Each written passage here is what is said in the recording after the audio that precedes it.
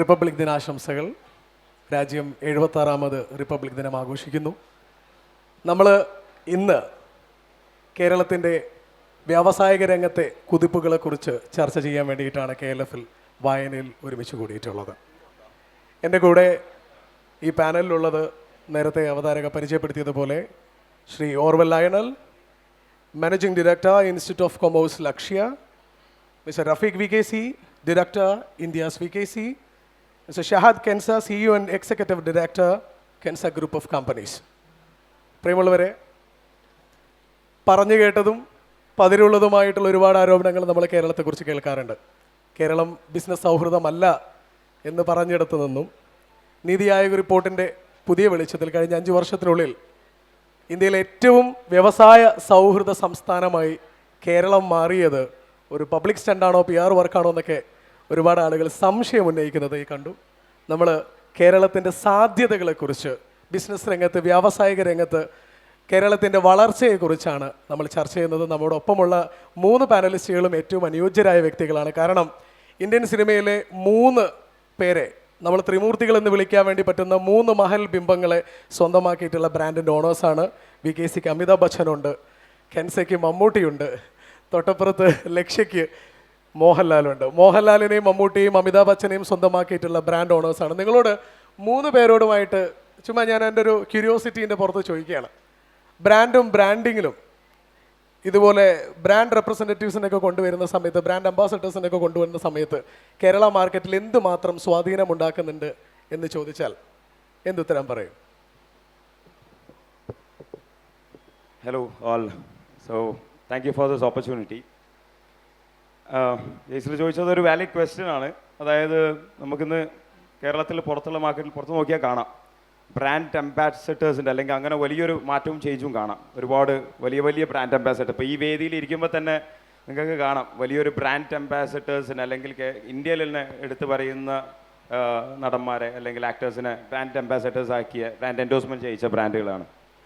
So it is according to the product, അല്ലെങ്കിൽ നമ്മുടെ ഏത് ബ്രാൻഡാണോ അല്ലെങ്കിൽ എന്ത് പ്രൊഡക്റ്റാണോ അല്ലെങ്കിൽ what is the market needs എന്ന് തിരിച്ചറിഞ്ഞ് അതിൻ്റെ അടിസ്ഥാനത്തിലാണ് how we came in to like for example Kensa എന്നൊരു ബ്രാൻഡ് മമ്മൂട്ടി എന്നുള്ളൊരു മഹാനടനെ ബ്രാൻഡ് എൻഡോഴ്സ്മെൻറ്റ് ചെയ്തത്. It is just because Kensa has the market share. ആ ഒരു എൻഡോഴ്സ്മെൻറ്റ് കാരണം കെൻസക്ക് അങ്ങനെ ഒരു മാർക്കറ്റ് ഷെയർ മാർക്കറ്റിൽ നിന്ന് ഗെയിൻ ചെയ്യാൻ പറ്റും. അതുപോലെ തന്നെ നോട്ട് ജസ്റ്റ് ഫോർ മീ, ഇപ്പോൾ നമുക്കിവിടെ എത്തിയ മോഹൻലാലിനെ ബ്രാൻഡ് അംബാസഡർ ആക്കിയ ഓർവൽ ഇവിടെ ഉണ്ട്, അതേപോലെ തന്നെ VKC വിനോ. So it is about understanding what your product needs. If a brand ambassador can upscale your product, then obviously that should be done. And obviously ഇപ്പോൾ ഇവിടെ ഇരിക്കുന്ന ഈ ബ്രാൻഡുകൾ ആ ഒരു നേട്ടം നേടിക്കൊണ്ടിരിക്കുന്ന ഒരു ബ്രാൻഡാണെന്ന് നമുക്ക് പറയാം. തീർച്ചയായിട്ടും. പോരാത്തതിനാണെന്നുണ്ടെങ്കിൽ ഇപ്പം പ്രത്യേകിച്ചും അക്കാഡമിക്സ് രംഗത്തൊക്കെ എന്ന് പറഞ്ഞാൽ ഒരു കുതിപ്പാണ്. പ്രത്യേകിച്ചും നമ്മൾ ശ്രദ്ധിക്കേണ്ടത് വ്യവസായം എന്ന് പറയുന്ന സമയത്ത് കേരളത്തിൻ്റെ വ്യാവസായിക കുതിപ്പിൽ ശക്തിമത്തായ പിന്തുണ നൽകുന്ന 3 വ്യത്യസ്ത തലങ്ങളിലുള്ള ആളുകളാണ്. ഒരാൾ അക്കാഡമിക്സ് ആണ് കൈകാര്യം ചെയ്യുന്നതെങ്കിൽ ഒരാൾ ഇൻഫ്രാസ്ട്രക്ചറാണ് കൈകാര്യം ചെയ്യുന്നത്, മറ്റൊരാൾ ഒരു പ്രൊഡക്ഷനാണ് കൈകാര്യം ചെയ്യുന്നത്. 3 വ്യത്യസ്ത തലങ്ങളിലുള്ള അഭിപ്രായങ്ങളാണ്. VKC പോലൊരു ബ്രാൻഡിന്, VKCനെ നമ്മൾ ഇന്ത്യാസ് VKC എന്ന് മാറ്റി വിളിക്കുന്നു. അമിതാഭ് ബച്ചൻ വരുന്നത് brand and branding. What's your views? First of all thank you for the opportunity. നമ്മൾ പറഞ്ഞ പോലെ തന്നെ പ്രോഡക്റ്റ് ഇസ് ദ പ്രയോറിറ്റി, അതിൽ നമുക്ക് ഡൗട്ടൊന്നുമില്ല. പക്ഷേ ഡെഫിനറ്റ്ലി നമുക്കൊരു ബ്രാൻഡും ഒരു ബ്രാൻഡ് അംബാസഡറും will elevate the brand image. നമുക്കിപ്പോൾ ഒരു റെക്കഗ്നിഷനാണ് അത്. ഇപ്പോൾ നമ്മൾ ഓരോ പേര് പോലെ തന്നെ ഇപ്പോൾ ഫുട്വെയർ എല്ലായിടത്തും ഉണ്ട്. നമുക്കിപ്പോൾ ഫുട്വെയർ പിന്നെ ഒരു സ്റ്റോറിൽ പോയി കാണെങ്കിൽ എല്ലാ രീതിയിലുള്ള ഫുട്വെയറും ഉണ്ട്. അവിടെ VKCനെ VKC ആക്കിയിട്ട് സെപ്പറേറ്റ് ആയിട്ട് നിലനിർത്തുന്നത് അതിൻ്റെ ബ്രാൻഡ് തന്നെയാണ്. ആ ബ്രാൻഡ് നമുക്കൊരു റെക്കഗ്നിഷനാണ്, ഡിഫറൻസിയേഷനാണ്. നമുക്കൊരു കസ്റ്റമറായിട്ടൊരു ഇമോഷണൽ കണക്റ്റിന് ബ്രാൻഡ് നമ്മളെ സപ്പോർട്ട് ചെയ്യും. VKCക്ക് അങ്ങനെ പ്രത്യേകിച്ച് പരിചയപ്പെടുത്തലോ ഒരു ഇമോഷണൽ കണക്റ്റിൻ്റെയോ കാര്യമില്ല. കാര്യം ഞാൻ ഈ കാല് തറയിൽ ഇങ്ങനെ ഉരച്ച് നടക്കാൻ കാരണമായത് VKCയാണ്. ഈ ചെരുപ്പ് അങ്ങനെ ഇങ്ങനെയും ചെയ്യൂല. അപ്പോൾ പിന്നെ പെട്ടെന്നൊരു പുതിയത് കിട്ടണമെന്നുണ്ടെങ്കിൽ നമ്മളങ്ങനെ ഉരച്ച് നടന്നേ ശരിയാവുള്ളൂ, അല്ലേ? ഏകദേശം 10 കോടി ഇന്ത്യക്കാർ ഉപയോഗിക്കുന്ന ബ്രാൻഡാണ് VKC എന്ന് പറയുമ്പോൾ നമ്മൾ VKCനെ ഇന്ത്യയെ ചെരുപ്പിടിച്ചവരെന്ന് പറയണ്ടേ? Thank you. അതും കൂടെ ഞാനൊന്ന് എക്സ്പ്ലെയിൻ ചെയ്യാം എന്തുകൊണ്ട് നിങ്ങൾക്ക് അങ്ങനെ ഉരച്ച് നടക്കാൻ പറ്റിയെന്ന്. ഇപ്പോൾ VKC സ്റ്റാർട്ട് ചെയ്തത് 1986-ലാണ്. അപ്പം നമ്മളൊരു 84 മുതൽ നമ്മൾ മാനുഫാക്ചറിങ് സ്റ്റാർട്ട് ചെയ്തു. പക്ഷേ നമ്മൾ ബ്രാൻഡ് പ്രോഡക്റ്റായിട്ട് ലോഞ്ച് ചെയ്തിട്ടുണ്ടായിരുന്നില്ല. നമ്മൾ മാർക്കറ്റ് സ്റ്റഡി ചെയ്തപ്പോൾ അന്ന് ആക്ച്വലി കേരള നമുക്ക് നാച്ചുറൽ റബ്ബറിൻ്റെ വലിയ റിസോഴ്സ് ആയതുകൊണ്ട് തന്നെ കേരളത്തിൽ ഒരുപാട് ഹവായ് ചപ്പൽസ് കമ്പനീസ് ഉണ്ടായിരുന്നു. അപ്പോൾ അവിടെ ഒരു കസ്റ്റമേഴ്സിൻ്റെ കുറച്ചും കൂടെ നീഡ്സ് സാറ്റിസ്ഫൈ ചെയ്യാനുള്ള ഒരു ഗ്യാപ്പ് ഉണ്ടായിരുന്നു. അതായിരുന്നു ഒന്ന്, നമ്മളെ സ്ട്രാപ്പ് പൊട്ടി പോവുക, പിന്നെ സ്ട്രാപ്പ് ഊരി പോകും. നമുക്കറിയാം, നമ്മൾ ഓരോ വടിയൊക്കെ എടുത്തിട്ട് സ്ട്രാപ്പ് ഇൻസേർട്ട് ചെയ്യുന്ന അനുഭവം അതെ ഒരുപാട് ആൾക്ക് ഉണ്ടാവും. പിന്നെ അതേപോലെ തന്നെ മുകളിലത്തെ ലെയർ കളറങ്ങ് പോകും. അപ്പം നമുക്കൊരു കമ്പനി അല്ല കല്യാണ ഫംഗ്ഷനൊക്കെ പോയി കാണെങ്കിൽ നമുക്കതൊരു ഒരു ബാഡ് ഫീലാണ്. അപ്പോൾ നമ്മൾ എന്താ ചെയ്തതെന്ന് വെച്ചാൽ ആ കസ്റ്റമേഴ്സിൻ്റെ ഈ 3 നീഡിനെയും സാറ്റിസ്ഫൈ ചെയ്തു.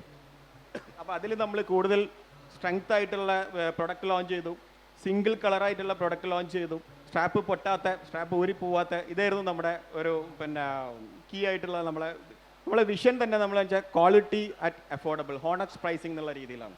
അപ്പോൾ ഇങ്ങനെയുള്ളൊരു കോമ്പിനേഷൻ വന്നതോടുകൂടി നമുക്ക് ഇത്രയും സൊഫിസ്റ്റിക്കേറ്റഡ് ആയിട്ടുള്ള ഹൈലി കോമ്പറ്റീറ്റീവ് ആയിരുന്ന കേരള മാർക്കറ്റിൽ നിന്ന് നമുക്ക് ഈസി ആയിട്ട് എൻട്രി കിട്ടി. അടിപൊളി. ശരിക്കും ഇതുപോലെ തന്നെ നമ്മൾ ശ്രദ്ധിക്കേണ്ട ഒരു കാര്യം, ഏറ്റവും വലിയൊരു ബൂം നടക്കുന്ന മറ്റൊരു മേഖല വിദ്യാഭ്യാസമാണ്. എനിക്ക് തോന്നുന്നു പഠിക്കാൻ വേണ്ടി പുറത്തു പോകുക ഒരു ട്രെൻഡ് മാത്രമല്ല, ശരിക്കും അതാണ് ശരിയെന്ന് വിശ്വസിക്കുന്ന ഒരു സമയം കൂടെ ഉണ്ട്. എന്നാൽ 21 വയസ്സിൽ ലൈഫ് സെറ്റാക്കൂ എന്ന് പറഞ്ഞ് നമ്മൾക്കിടയിലേക്ക് വന്ന ബ്രാൻഡാണ് ലക്ഷ്യ. ലക്ഷ്യ ആ ഒരൊറ്റ ടാഗ് കൊണ്ട് ലക്ഷ്യം പൂർത്തീകരിക്കുന്നുണ്ടോ? കുറച്ച് തോട്ട്സ്. IIC ലക്ഷ്യ സ്റ്റാർട്ട് ചെയ്തത് 2011 കൊമേഴ്സ് പ്രൊഫഷണൽ കോഴ്സാണ് IIC ലക്ഷ്യ പ്രൊവൈഡ് ചെയ്യുന്നത്. ഇപ്പോൾ 2011 നമ്മൾ നോക്കുവാണെങ്കിൽ ആ സമയത്ത് 12ാം ക്ലാസ് കഴിഞ്ഞിറങ്ങുന്ന, +2 കഴിഞ്ഞിറങ്ങുന്ന വിദ്യാർത്ഥികൾ, അല്ലെങ്കിൽ 10ാം ക്ലാസ് കഴിഞ്ഞിറങ്ങുന്ന വിദ്യാർത്ഥികൾ സയൻസാണ് കൂടുതലും ചൂസ് ചെയ്തിരുന്നത്. അതായത് നന്നായിട്ട് പഠിക്കുന്ന കുട്ടികളൊക്കെ സയൻസ് +2 ചൂസ് ചെയ്യും. അതിനുശേഷം അവരൊക്കെ ഡ്രീം ചെയ്തിരുന്നത് ഒന്നില്ലെങ്കിൽ ഒരു ഡോക്ടർ ആവണം, അല്ലെങ്കിൽ എഞ്ചിനീയർ ആവണം, അല്ലെങ്കിൽ പാരാമെഡിക്കൽ കോഴ്സുകൾക്ക് പോകണം. ഇതായിരുന്നു കേരളത്തിലെ ഏതൊരു വിദ്യാർത്ഥിയുടെയും രക്ഷിതാവിൻ്റെയും പ്രധാനപ്പെട്ട സ്വപ്നം. അപ്പോൾ ആ സമയത്താണ് കൊമേഴ്സ് പ്രൊഫഷണൽ കോഴ്സുകൾ ലക്ഷ്യ ഇൻട്രൊഡ്യൂസ് ചെയ്യുന്നത്. ആദ്യം ഇന്ത്യൻ CA ചാർട്ടേഡ് അക്കൗണ്ടൻസി കോഴ്സാണ് സ്റ്റാർട്ട് ചെയ്തത്. അപ്പോൾ ചാർട്ടേഡ് അക്കൗണ്ടൻസി കോഴ്സ് എന്ന് പറയുമ്പോൾ ആൾക്കാർക്ക് എല്ലാവർക്കും അറിയാം, ഓക്കെ നല്ല കോഴ്സാണ്, പഠിച്ചാൽ എന്തായാലും പാസ്സായി കഴിഞ്ഞാൽ എന്തായാലും ജീവിതം രക്ഷപ്പെടും. പക്ഷേ വളരെ ടഫാണ്. ഈ കോഴ്സുകളൊന്നും പഠിക്കാനുള്ള സാഹചര്യം കേരളത്തിലുണ്ടായിരുന്നില്ല. അപ്പോൾ നമ്മൾ ആ സമയത്ത് കേരളത്തിലെ ആളുകളെ കൊമേഴ്സ് പ്രൊഫഷണൽ കോഴ്സുകൾ എന്താണ്, കൊമേഴ്സ് ഇൻഡസ്ട്രി എന്താണെന്ന് ബോധവൽക്കരിക്കാൻ സ്റ്റാർട്ട് ചെയ്തു. അതിൻ്റെ ഫലമായി നമ്മൾ നല്ല രീതിയിലുള്ളൊരു അക്കാദമി സെറ്റ് ചെയ്തു. കംപ്ലീറ്റ്ലി എല്ലാ സബ്ജക്റ്റും ഒരു കുടക്കീഴിൽ കൊടുക്കാൻ സ്റ്റാർട്ട് ചെയ്തു. നല്ല ഫാക്കൽറ്റീസിനെ കൊണ്ടുവന്നു, നല്ല സിസ്റ്റം ഇംപ്ലിമെൻ്റ് ചെയ്തു. ഒരു 4-5 വർഷം കൊണ്ട്, അല്ലെങ്കിൽ 3-4 വർഷം കൊണ്ട് ഒരു കുട്ടി ക്വാളിഫൈഡ് ആയാൽ ആ കുട്ടിക്ക് ഒരു 60,000-70,000 രൂപ സാലറി ഉള്ളൊരു ജോലി കേരളത്തിൽ കിട്ടും. അതാണ് ഈ കൊമേഴ്സ് പ്രൊഫഷണൽ കോഴ്സുകളുടെ പ്രത്യേകത. ഇപ്പം നമ്മൾ നോക്കുവാണെങ്കിൽ ഡിഗ്രി കഴിഞ്ഞിറങ്ങുന്ന, PG കഴിഞ്ഞിറങ്ങുന്ന, അല്ലെങ്കിൽ ഈവൻ MBBS കഴിഞ്ഞിറങ്ങുന്ന ആളുകൾ പോലും വളരെ കുറച്ച് സാലറിയിലാണ് ഈ ഇനീഷ്യലി പ്ലേസ്ഡ് ആവുന്നത്. അപ്പം നല്ലൊരു സാലറിയിലേക്ക് ഒരു കുട്ടി പ്ലേസ്ഡ് ആവാൻ ഒരു 25 വയസ്സ്, 26 വയസ്സ്, അല്ലെങ്കിൽ 28 വയസ്സ് വരെയൊക്കെ കാത്തിരിക്കേണ്ടി വരുന്നു, അല്ലെങ്കിൽ 30 വയസ്സ് കഴിയേണ്ട ഒരു സാഹചര്യം ഉണ്ടാവുന്നു. അപ്പോൾ നമ്മൾ 21ാമത്തെ വയസ്സിൽ ലൈഫ് സെറ്റ് എന്ന് പറയുന്ന ഒരു ക്യാമ്പയിൻ മുന്നോട്ട് വെക്കുകയാണ്. അതായത് 25 വയസ്സോ 30 വയസ്സോ 35 വയസ്സൊന്നും ആവണ്ട, കൊമേഴ്സ് പ്രൊഫഷണൽ കോഴ്സുകൾ പഠിച്ചാൽ 3-4 വർഷം കൊണ്ട് ഒരു കുട്ടിക്ക് ആ കുട്ടിയുടെ ലൈഫ് സെറ്റാക്കാൻ പറ്റും. എനിക്ക് തോന്നുന്നത് ഈ കൊമേഴ്സിനെ കുറിച്ചിട്ട് ഇത്രയും ചർച്ചകൾ വരുന്നത് ലോകം കൊമേഴ്സിന് പിന്നാലെയാണ് ഇപ്പോൾ. അതായത് നമ്മൾ പരമ്പരാഗതമായിട്ട് ഇപ്പോൾ എൻ്റെ ക്ലാസ്സിൽ പഠിക്കുന്ന ആർദ്രയോട് ചോദിച്ചാൽ, ആർദ്ര നീ എന്താവണം എന്ന് ചോദിച്ചാൽ ആർദ്ര പറയും എനിക്ക് ഡോക്ടർ ആവണം. ആർദ്രയായി ആയുർവേദ ഡോക്ടറായി. അമിതനോട് ചോദിച്ചാൽ അമിത ആർക്കിടെക്റ്റ് ആണെന്നേ പറയുള്ളൂ. തൊട്ടപ്പുറത്തിരിക്കുന്ന വേറൊരാൾ റീമനോട് ചോദിച്ചാൽ റീമയ്ക്കും ഒരു ഉത്തരവുണ്ട്. പിന്നെ ബാക്ക് ബെഞ്ചിലിരിക്കുന്ന നമ്മളെപ്പോലത്തെ മനുഷ്യന്മാരാണെങ്കിൽ നമ്മൾ എന്തെങ്കിലുമൊക്കെ ആവും എന്നുള്ളൊരു മൂഡിൽ നടക്കുന്ന ആൾക്കാർ, എന്തെങ്കിലുമൊക്കെ ആയാൽ മതി. പക്ഷെ ആ ഒരു മൊത്തത്തിലുള്ള ചിന്താഗതിയെ മാറ്റിമറിച്ചുകൊണ്ട് ഇന്നത്തെ കാലത്ത് ലോകം കൊമേഴ്സിന് പിന്നാലെ പോകുന്ന സമയത്ത് ഫിനാൻഷ്യൽ കോഴ്സുകൾക്ക്, ഇതുപോലെയുള്ള കൊമേഴ്സ് കോഴ്സുകൾക്ക് വേണ്ടിയിട്ട് എക്സ്ക്ലൂസീവായിട്ട് ഒരു വലിയൊരു സ്ഥാപനം തുടങ്ങുന്ന ആളെക്കുറിച്ച് നമ്മൾ ഒന്ന് പരിചയപ്പെടുത്തണം. അദ്ദേഹം വയനാട്ടിൽ നിന്ന് തുടങ്ങിയ യാത്രയാണ്. കൊച്ചി ചെന്നു. അദ്ദേഹം ഒരു ചാർട്ടേഡ് അക്കൗണ്ടൻ്റ് അല്ല.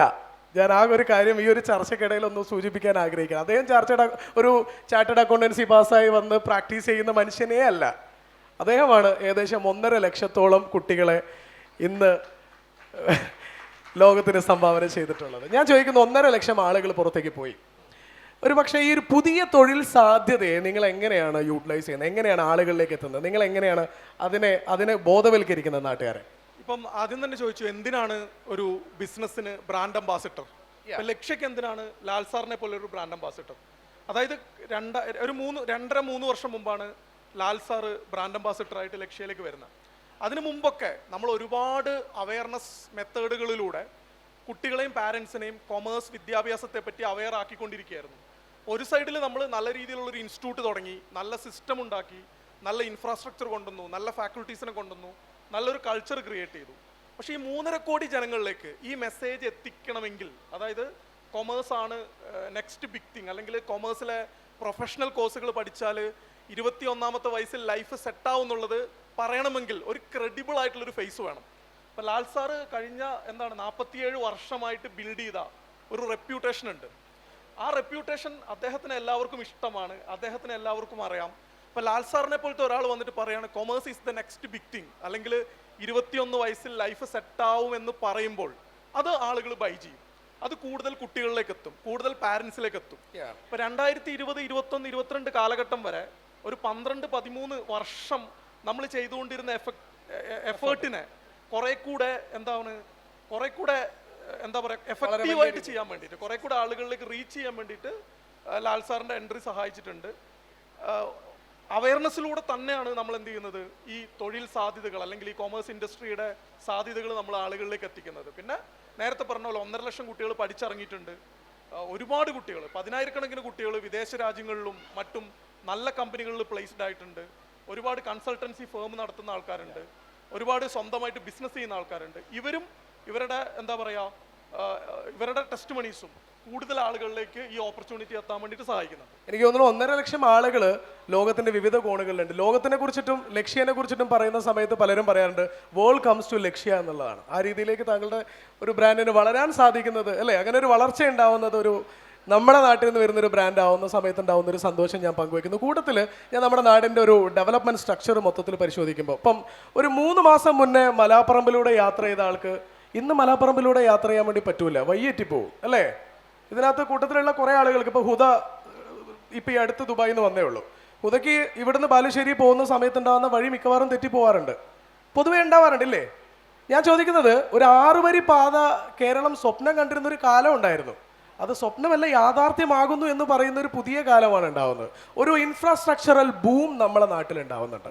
ഞാൻ ചോദിക്കുന്ന ഒരു ബിൽഡിംഗ് മെറ്റീരിയൽ മാനുഫാക്ചർ എന്നുള്ള നിലക്ക് ഇപ്പോൾ കെൻസ TMT ഒരു പക്ഷേ അദ്ദേഹത്തിൻ്റെ അല്ലേ വളരെ കുറച്ച് കാലഘട്ടത്തിൽ കൊണ്ട് അദ്ദേഹം കെൻസയ്ക്ക് ഉണ്ടാക്കിയിട്ടുള്ള മാറ്റങ്ങളൊക്കെ നമ്മൾ ഓർത്തുകൊണ്ട് തന്നെ ചോദിക്കണം. ഒരു ബിൽഡിംഗ് മാനുഫാക്ചറർ എന്നുള്ള നിലക്ക്, ഒരു മെറ്റീരിയൽസ് കൊടുക്കുന്ന ഒരാളെന്നുള്ള നിലക്ക് ഒരു അടുത്ത 5 വർഷത്തേക്കുള്ള ഒരു ഇൻഫ്രാസ്ട്രക്ചറൽ ബൂമിനെ എങ്ങനെയാണ് ഷാദ നോക്കിക്കാണുന്നത്? എന്തൊക്കെയാണ് നിങ്ങളുടെ ഒരു expectations? Okay, first thing is that infrastructural growth. അതാണ് ഇപ്പോൾ ഇന്ന് നമ്മൾ ഒരു എന്നും നാടിന്റെ വികസനത്തോട് എന്നും ചേർന്ന് നിൽക്കുന്ന ഒരു വാക്ക്. അതായത് പാലങ്ങളും ബിൽഡിങ്ങുകളും ഒക്കെ, റോഡ്, പാലങ്ങൾ വരാം, റോഡുകൾ വരാം, ബിൽഡിങ്സ് വരാം. സോ അതിനെല്ലാം ഉപരി ഇപ്പം അതെല്ലാം അതേ പറഞ്ഞ പോലെ തന്നെ അനിവാര്യമായ കാര്യങ്ങളാണ്. അതായത് ഇന്ന് കാണുന്ന കേരളത്തിൽ അതിൻ്റെ ഒരു വലിയ മാറ്റം അല്ലെങ്കിൽ വലിയൊരു ചേഞ്ചസ് നമുക്ക് കണ്ടുകൊണ്ടിരിക്കാം. അപ്പം ഇന്ന് കാസർഗോഡ് മുതൽ ട്രിവാൻഡ്രം വരെ യാത്ര ചെയ്യുമ്പോൾ there is a big change actually. ഒരുപാട് റോഡുകളെ പണികൾ തീർന്നുകൊണ്ടിരിക്കുന്നു, ഇപ്പം മാറ്റങ്ങൾ ഒരുപാട് വന്നുകൊണ്ടിരിക്കുന്നു.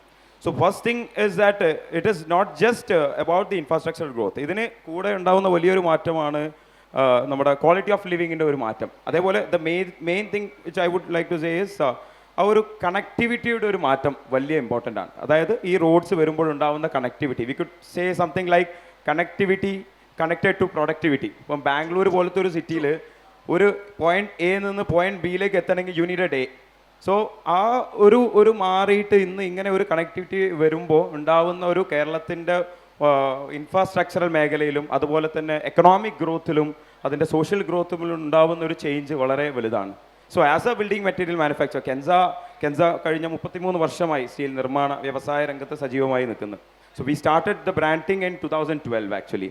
സോ അതിനുശേഷം what we came into this is what came into our thought is കേരളത്തിൽ നിർമ്മാണത്തിൻ്റെ അല്ലെങ്കിൽ കേരളത്തിൻ്റെ വികസനത്തിൻ്റെ ഭാഗമാകുന്ന ഒരു ബ്രാൻഡാണ്. So we should make sure ആ product is up to the standards. അതായത് ആ ഒരു ഇൻ്റർനാഷണൽ സ്റ്റാൻഡേർഡ്സ് ഉള്ള ഇന്നോവേറ്റീവായ ടെക്നോളജിയിൽ യൂസ് ചെയ്യുന്നത്. ഇപ്പോൾ ഇന്നോവേഷൻ, ആർട്ടിഫിഷ്യൽ ഇൻ്റലിജൻസ് എന്നെല്ലാം പറയുമ്പോൾ there is something that is also implemented in our manufacturing units. ഞങ്ങൾ മാനുഫാക്ചറിങ് ഒരു 10 കൊല്ലം മുമ്പ് എടുത്ത് നോക്കുകയാണെങ്കിൽ അത് മാറി ഇന്ന് ഒരുപാട് ടെക്നോളജിക്കൽ അഡ്വാൻസ്മെൻറ്റ് വന്ന യൂണിറ്റായി മാറി. സോ ആ ഒരു ഇൻഫ്രാസ്ട്രക്ചറൽ ഗ്രോത്ത് ഈ വരും കാലങ്ങളിൽ 5 വർഷത്തിൽ ഇപ്പോൾ ഉള്ള ആ ഒരുപാട് നേട്ടങ്ങളെ ഒരു കൺസിസ്റ്റൻസിയാണ് വാട്ട് ഐ എം എക്സ്പെക്ടിങ്. ഇപ്പം നമ്മൾ ഈ പറഞ്ഞ പോലെ ഒരുപാട് നിർമ്മിതികൾ വളരെ എന്ന് മാത്രമല്ല, അതിൻ്റെ ഒരു കൺസിസ്റ്റൻസിയും അതിൽ നിന്ന് അടുത്ത ചുവടിലേക്കുള്ളൊരു മൂവ്മെൻ്റ് ആണ് എക്സ്പെക്ട് ചെയ്യുന്നത്. ഒരു 5 years ബാക്ക് ഒരു നമുക്കുണ്ടായിരുന്ന സാഹചര്യങ്ങളല്ല ഇപ്പോഴുള്ളത്. ഇപ്പോൾ സീ പ്ലെയിനെ കുറിച്ച് നമ്മൾ ചിന്തിച്ചിട്ടില്ല, വരുമെന്ന് നമുക്ക് അറിഞ്ഞൂടെ. വിഴിഞ്ഞ് നമ്മളൊരു 20 കൊല്ലത്തോളം കാത്തിരുന്നു. പക്ഷേ ഇന്ന് നമ്മുടെ തുറമുഖങ്ങളിൽ മദർഷിപ്പുകൾ വന്നടിഞ്ഞുകൊണ്ട് നിൽക്കുന്നു. നമ്മുടെ ഒരു ബിസിനസ് ആണെങ്കിലും നമ്മുടെ ഒരു ഇൻഫ്രാസ്ട്രക്ചറിലാണെങ്കിലും ഒരു ഭീകരമായൊരു ബൂമുണ്ട്, നല്ല രസമുള്ള ഒരു ബൂമുണ്ട്, ഒരു വളർച്ച നമുക്ക് കാണാൻ വേണ്ടി പറ്റുന്നുണ്ട്. 20 വർഷങ്ങൾക്ക് മുന്നേ ഉണ്ടായിരുന്ന കേരളത്തിൽ നിന്ന് മാറി അല്ലെങ്കിൽ കോഴിക്കോട് നിന്ന് മാറി നമുക്ക് നമ്മുടെ സൗകര്യങ്ങൾ, അടിസ്ഥാന സൗകര്യങ്ങളുടെ ഒരു വികസനം വരുന്നുണ്ട്. എങ്ങനെയാണ് ഈ ഒരു 5 വർഷം അപ്പുറത്തുള്ള കോഴിക്കോടിനെ അല്ലെങ്കിൽ കേരളത്തിലേക്ക് നോക്കി കാണുന്നത് റഫീഖ് സർ? തീർച്ചയായും നമ്മളെ ഒരു കൺസോളിഡേറ്റഡ് ഗ്രോത്തിന് ഇൻഫ്രാസ്ട്രക്ചർ നമ്മൾ ടോപ്പ് പ്രയോറിറ്റിയാണ്. നമുക്ക് അതിൻ്റെ ഒരു എക്സാമ്പിൾ പറഞ്ഞാൽ ഇപ്പോൾ നമുക്കറിയാലോ, ഇപ്പോൾ നമുക്കിപ്പോൾ കൊച്ചി എന്നുള്ള ഒരു മാൻ പവർ നമുക്ക് കാലിക്കറ്റ് വന്ന് യൂസ് ചെയ്യാൻ പറ്റില്ല. കാരണം അതിൻ്റെ ട്രാൻസ്പോർട്ടേഷൻ അല്ലെങ്കിൽ ട്രാവലിംഗ് നമുക്ക് ഭയങ്കര ഹെഡേക്കാണ്. അല്ലെങ്കിൽ ബാംഗ്ലൂർ അല്ലെങ്കിൽ കോയമ്പത്തൂർ നമ്മൾ ഇൻഡസ്ട്രിയൽ കോറിഡോർസിനൊക്കെ പറ്റി നമ്മൾ നല്ല അഗ്രസീവായിട്ടുള്ള പിന്നെ ചർച്ചകൾ ഇപ്പോൾ ഇൻഡർസ്റ്റേറ്റ് ആയിട്ടും സ്റ്റേറ്റ് വൈസ് ആയിട്ടും നമ്മൾ കാര്യങ്ങൾ നടത്തുന്നുണ്ട്. പിന്നെ ഇത് പറഞ്ഞ ഒരു കൾച്ചറൽ ഡെവലപ്മെൻറ്റ് തന്നെ നമുക്ക് കൊണ്ടുവരുന്നുള്ളതാണ്. ഇപ്പോൾ എക്സാമ്പിൾ പറയുകയാണെങ്കിൽ നമ്മളിപ്പോൾ റോട്ടിൽ പോകുമ്പോൾ നമ്മൾ ലെഫ്റ്റോ റൈറ്റോ എടുക്കണമെങ്കിൽ നമ്മളിപ്പോൾ ചെയ്യുന്ന എന്താ, ഇൻഡിക്കേറ്റഡ് ഒന്നും നമ്മൾ അങ്ങ് എടുക്കുന്നു. അതെ. പക്ഷേ നമ്മൾ ഇതുപോലുള്ള റോഡുകൾ വന്നു കഴിഞ്ഞാൽ നമ്മൾ അതിൻ്റെ യൂ ടേൺസ് ഉള്ള ആ സ്ഥലത്ത് നിന്ന് എൻട്രി എക്സിറ്റ് പോയിന്റിൽ മാത്രമേ നമുക്ക് ചെയ്യാൻ പറ്റുള്ളൂ. ഇതൊരു കൾച്ചറൽ ചേഞ്ചാണ്. ഇതുപോലെ നമ്മുടെ ലൈഫ് സ്റ്റൈലിലായാലും നമ്മുടെ സിസ്റ്റത്തിലായാലും പ്രൊഫഷണലായാലും നമുക്ക് പിന്നെ സ്കിൽ ഡെവലപ്മെൻറ്റ് ഇപ്പോൾ നല്ല പിന്നെ സ്കില്ലുള്ള ആൾ, കാരണം നമ്മൾ ടൗൺസ് ഡെവലപ്പ് ചെയ്യുമ്പോൾ അവിടെ നമുക്ക് ന്യൂ ജനറേഷൻ അവിടെ വന്ന് ഒക്യുപ്പ് ചെയ്യാനും പിന്നെ അവരെ റൂറൽ ഏരിയ ഇപ്പോൾ അർബനൈസേഷൻ വളരെ ഫാസ്റ്റായിട്ട് നടക്കുന്ന സമയമാണ്. ഇതൊക്കെ ഡെഫിനറ്റായിട്ടും ഇൻഡസ്ട്രിയലൈസേഷനും ഇതുപോലുള്ള ഡെവലപ്മെൻറ്റും നമുക്ക് കോൺട്രിബ്യൂട്ട് ചെയ്യും.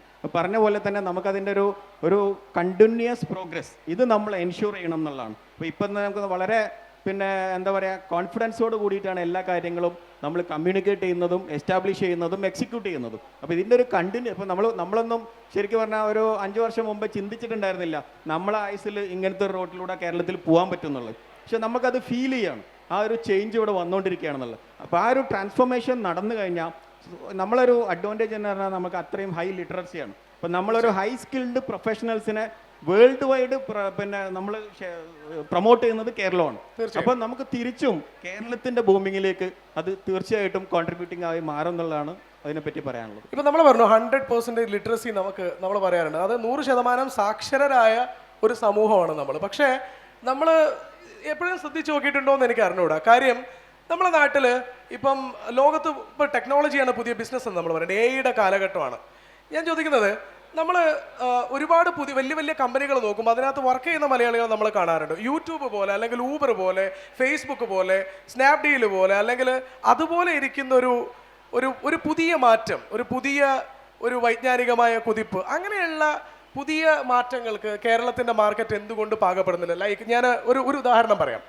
ഞാനിവിടെ റേഡിയോ മാംഗോ അല്ല ജോലി ചെയ്തുകൊണ്ടിരുന്നത്. ഞങ്ങൾ കുറച്ച് വർഷങ്ങൾക്ക് മുമ്പ് ഇവിടെ സ്വിഗ്ഗിയും സൊമാറ്റോയും ഒക്കെ വരുന്നതിന് വർഷങ്ങൾക്ക് മുമ്പ് പൊട്ടാഫോ എന്ന് പറഞ്ഞിട്ടുള്ളൊരു റീജിയണൽ ഓൺലൈൻ എന്താ പറയുക ഫുഡ് ഡെലിവറി ആപ്പ് ഉണ്ടായിരുന്നു. ഇവിടെയുള്ള ആൾക്കാർ പിള്ളേർ തുടങ്ങിയിട്ടുള്ളൊരു സാധനമാണ്. എന്തുകൊണ്ടാണ് സ്വിഗ്ഗി സൊമാറ്റോ പോലെയുള്ള ആപ്പുകൾക്ക് നമ്മുടെ നാട്ടിൽ പോലും റീജിയണലി പോലും ഭയങ്കര വളർച്ചയുണ്ടാവുന്ന സമയത്ത് എന്തുകൊണ്ടാണ് പൊട്ടാഫോ പോലെയുള്ള ഒരു റീജിയണൽ ബ്രാൻഡ് അല്ലെങ്കിൽ റീജിയണൽ ഒരു മുന്നേറ്റം അങ്ങനെ വല്ലാതെ ക്ലച്ച് പിടിക്കാതെ പോയത്? അതെ, ആക്ച്വലി പൊട്ടാഫോ എന്നുള്ളൊരു ബ്രാൻഡ് ബ്രാൻഡ് വന്ന സമയത്ത് പൊട്ടാഫോ കോഴിക്കോട് വന്ന സമയത്ത് സ്വിഗ്ഗിയും സൊമാറ്റോയും ആക്റ്റീവ് ആയിട്ടില്ല. So Pottafo was the only brand. നമ്മൾ ഇവിടെ ഇരിക്കുന്ന എല്ലാവരുടെ ഫോണിലും പൊട്ടാഫോ ഡൗൺലോഡ് ചെയ്ത് വി വർ വെരി ഹാപ്പി.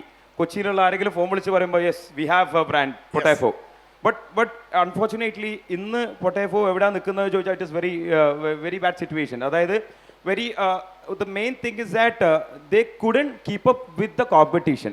അതായത് ഇന്ന് സ്വിഗ്ഗിയോ അല്ലെങ്കിൽ സൊമാറ്റോ പോലത്തെ വലിയ ബ്രാൻഡ് വരുമ്പോൾ even the delivery time. So as a customer, when I order my food, എനിക്ക് ഏറ്റവും ചുരുങ്ങിയ സമയത്ത് നല്ല സർവീസ് കിട്ടാനല്ല. So even on that side they couldn't perform well എന്നുള്ള. So the study was good, the market entry was good, but the consistency അല്ലെങ്കിൽ ആ ഒരു മാർക്കറ്റിൽ കോമ്പറ്റീഷന് അടിസ്ഥാനപരമായിട്ടുള്ളൊരു consistency they couldn't keep it up.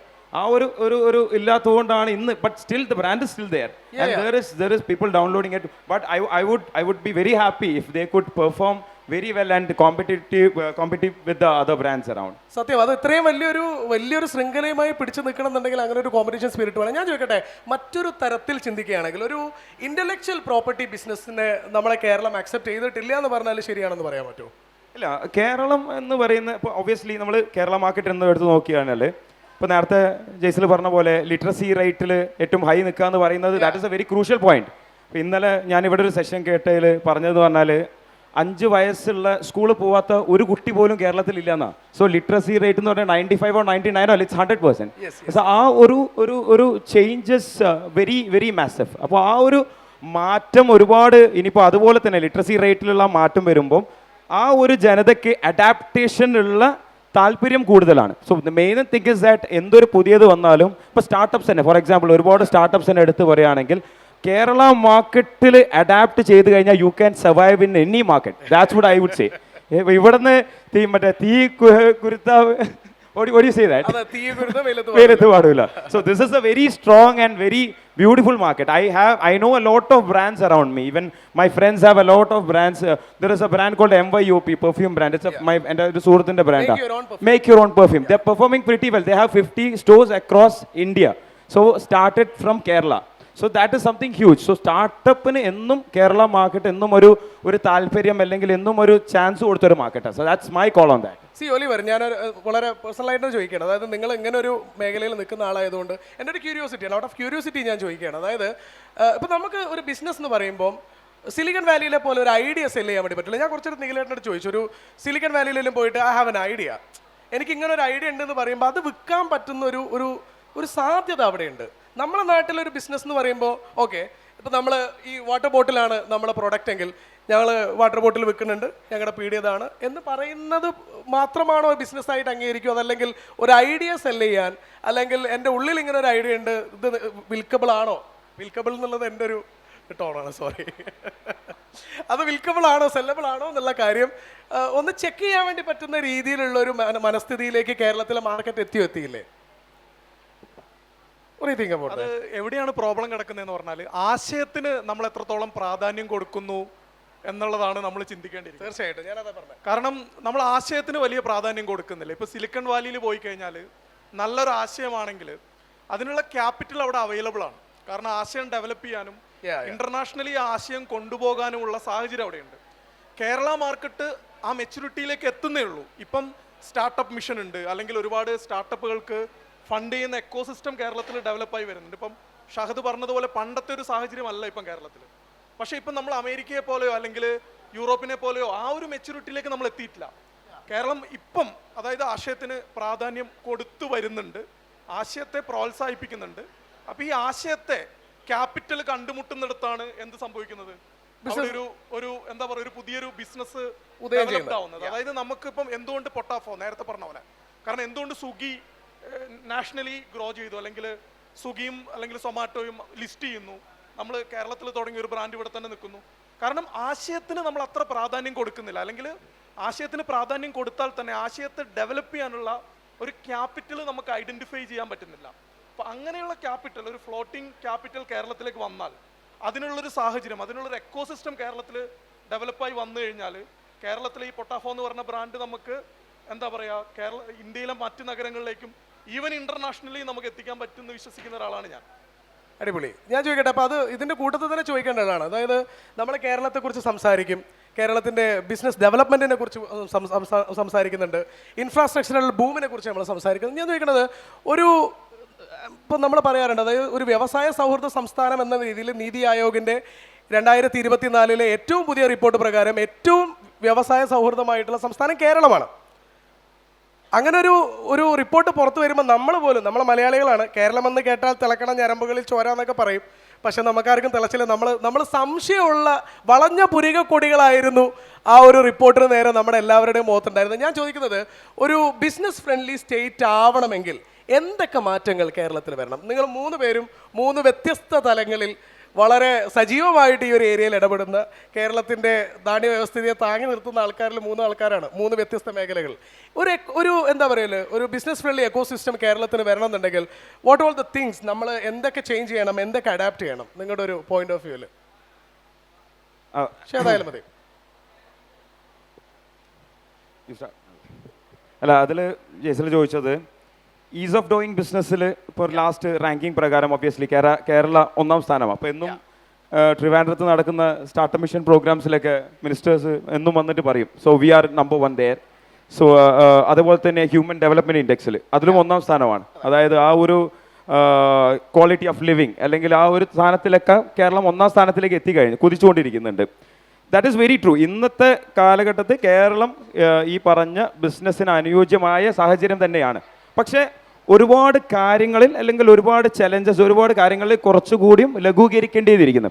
What I would add to that is the main thing is with the new policies. അതായത് പുതിയ തരത്തിലുള്ള മാറ്റങ്ങളും പോളിസീസും വരുമ്പോൾ what my call on that is അതൊരു ഒരു പാർട്ട്ണർഷിപ്പ് പോലെ ആയിരിക്കണം. അതായത് ഗവൺമെൻറ്റും നമ്മളെ പോലത്തെ ഓൺടർപ്രണേഴ്സ് അല്ലെങ്കിൽ if there is a change, there is A policy change in my segment, അത് ഗവൺമെൻറ്റായിട്ട് അസോസിയേറ്റഡ് ആയിരിക്കണം അങ്ങനെ ഒരു പോളിസി ക്രിയേഷൻ തന്നെ വരുന്നത്. ഇപ്പം നോട്ട് ജസ്റ്റ് മൈൻ, ഇപ്പം VKC-യിലായിക്കോട്ടെ, അതുപോലെ തന്നെ ഓർവെൽ ലക്ഷ്യയിലായിക്കോട്ടെ. So if there is a change in education system അല്ലെങ്കിൽ അത് വരണമെങ്കിൽ there should be a communication, there should be അതായത് ഗവൺമെൻറ്റും ഈ പറഞ്ഞ ഓൺടർപ്രണർ സെഗ്മെൻറ്റും തമ്മിലുള്ള ഒരു ഗ്യാപ്പ് ഉണ്ടാവാൻ പാടില്ല. ആ ഒരു ഗ്യാപ്പ് ഇല്ലാണ്ട് തന്നെ ആയിക്കഴിഞ്ഞാൽ യു ഡോണ്ട് നോ കേരള എവിടെ എത്തും എന്നുള്ളത്. So that is my call on that. എനിക്ക് പറയാനുള്ളത്, ഞാൻ പഴയ കാലഘട്ടത്തിൽ തന്നെ തുടങ്ങുകയാണ്. കേരളത്തിലൊരു ഇൻഡസ്ട്രിയൽ എക്കോ സിസ്റ്റം ഉണ്ടെന്നുള്ളതിൻ്റെ പ്രൂഫാണ് VKC-ൻ്റെ സക്സസ്. അപ്പം നമ്മൾ അത് എങ്ങനെ യൂട്ടിലൈസ് ചെയ്യുന്നു, നമ്മൾ അതിനെ എങ്ങനെ നോക്കിക്കാണുന്നു എന്നുള്ളതാണ് ഡിഫറൻസ് ചെയ്യുന്നത്. അപ്പം നമ്മളെപ്പോഴും നോക്കുന്ന എത്തിക്സ് വിട്ടിട്ട് നമ്മളൊന്നും ചെയ്യാറില്ല. ട്രാൻസ്പെറൻസി, ഇപ്പം നമ്മൾ ഇപ്പോൾ സ്റ്റാറ്റ്യൂട്ടറി ആയിട്ട് ചെയ്യേണ്ട കാര്യങ്ങളെല്ലാം നമ്മൾ പക്കാ ചെയ്യും. ഇപ്പം നമ്മളെ യൂണിറ്റുകളൊക്കെ, ട്രേഡ് യൂണിയൻസ് ഉള്ള യൂണിറ്റുകളൊക്കെ ഒരുപാടുണ്ട്. പക്ഷേ നമ്മളെല്ലാം ചെയ്തു കൊടുക്കുമ്പോൾ അവർക്ക് ഡിഫറെൻ്റ് ആയിട്ട് ഒന്നും അതിൽ റിക്വസ്റ്റ് ചെയ്യാനോ ആസ്ക് ചെയ്യാനോ ഇല്ല. അപ്പം നമ്മളെല്ലാം ഒരു ടീം പ്ലെയർ ആയിട്ടാണ് എല്ലാം ചെയ്തുകൊണ്ടിരിക്കുന്നത്. ഡെഫിനറ്റ്ലി നമുക്ക് എക്സെപ്ഷൻസ് ഉണ്ടാവും. അപ്പോൾ അത് ഏത് സ്റ്റേറ്റിൽ പോയാലും ഏത് കാറ്റഗറിയിലാണെങ്കിലും അത് ഉണ്ടാവും. അപ്പം നമ്മളത് എത്ര ബ്യൂട്ടിഫുൾ ആയിട്ട് അണ്ടർസ്റ്റാൻഡ് ചെയ്യുന്നു എന്നുള്ളതിനാണ് ഒന്ന്. രണ്ടാമത്തത് നമ്മൾ ഇപ്പോഴത്തെ ഈ ഈസ് ഓഫ് ഡൂയിങ് ബിസിനസ്, ഇപ്പോൾ പറഞ്ഞ പോലെ തന്നെ 28ാം പൊസിഷനിലുണ്ടായിരുന്നത് നമ്മൾ 15-ലെത്തി 1-ലെത്തി. അപ്പോൾ ഇതൊന്നൊരു there is no shortcut to success. അപ്പോൾ അവിടെ ഒരു ഹാർഡ് വർക്ക് ഉണ്ട്, ഒരു കണ്ടിന്യൂസ് ആയിട്ടുള്ള ഒരു പ്രോഗ്രസ് നമ്മളെ സിസ്റ്റം ചെയ്തുകൊണ്ടാണ് നമുക്ക് അവിടെ എത്താൻ വേണ്ടി പറ്റിയത്. അപ്പോൾ ഇതിനെ പ്രോപ്പറായിട്ട് എക്സിക്യൂട്ട് ചെയ്യുക എന്നുള്ളതാണ് നമുക്ക് ഈ കണ്ടിന്യൂറ്റി. അപ്പോൾ ഇതിൻ്റെ പ്രോബ്ലം എന്താണെന്ന് വെച്ചാൽ ടോപ്പ് ലെവലുള്ള ആൾക്കാർ മാത്രമാണ് ഇതിനെ മാക്സിമം എന്താ പറയുക അതിനു വേണ്ടി പണിയെടുക്കുന്നത്. അപ്പോൾ ബോട്ടം ലൈനിലേക്ക് എത്രത്തോളം അതിൻ്റെ ഒരു ഫീല് എനിക്കത് വിത്തിൻ നമ്മളിപ്പോൾ ഒരു 7 മണിക്കൂർ കൊണ്ട് ഇതിൻ്റെ ലൈസൻസ് കൊടുക്കണമെന്ന് പറയുമ്പോൾ ഇപ്പം നമ്മൾ ഈവൻ ഒരു GM ആണെങ്കിലും അല്ലെങ്കിൽ ഒരു സെക്രട്ടറി ആണെങ്കിലും ഇത് തുടങ്ങുന്നത് അവിടുത്തെ പിന്നെ ഓവർസിയറോ അല്ലെങ്കിൽ AO ആയിരിക്കും. അല്ലെങ്കിൽ അവിടുത്തെ ആ ആൾക്കും കൂടെ ഇതിൻ്റെ ഒരു ഫീല് കിട്ടിയിട്ടില്ലെങ്കിൽ, അപ്പോൾ ബോട്ടം ലൈനിനെ ഇതിനു വേണ്ടി എക്യുപ്ഡ് ആക്കുക എന്നുള്ളതാണ് നമ്മൾ ആദ്യം ചെയ്യേണ്ടത്. അപ്പോൾ ഇത് നമുക്ക് ചെയ്യാൻ പറ്റുകയെന്ന് പറഞ്ഞാൽ കണ്ടിന്യൂസ് ആയിട്ടുള്ള ട്രെയിനിങ്, സ്കിൽ ഡെവലപ്മെൻറ്റ്, ഈ ഒരു അവയർനെസ്. പിന്നെ എനിക്കൊരു സജഷനും കൂടെ ഉള്ളത്, ഇപ്പോൾ സാധാരണ ഇപ്പം നമ്മളെല്ലാം ചെയ്യുന്ന എന്താ റിവ്യൂസാണ്. നമ്മളിപ്പോൾ എവിടെ പോയാലും റിവ്യൂസാണ്. അപ്പോൾ റിവ്യൂസിൻ്റെ ബേസിലാണ് റാങ്കിങ്ങും വെയിറ്റേജ് ഒക്കെ കൊടുക്കുക.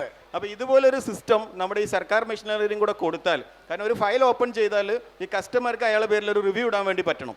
അപ്പോൾ അങ്ങനെ അയാൾ ഡെഫിനറ്റ് ആയിട്ടും അയാൾ, കാരണം ഒരു അക്നോളജ്മെൻറ്റ്, ഇപ്പോൾ അയാളെ ബാധിക്കുന്ന ഒരു കാര്യമാകുമ്പോൾ ഇത് എല്ലാവരും അതിൻ്റെ പാട്ടല്ല, പക്ഷേ അവിടെ ഒരു സ്പീഡ് കുറവുണ്ട്.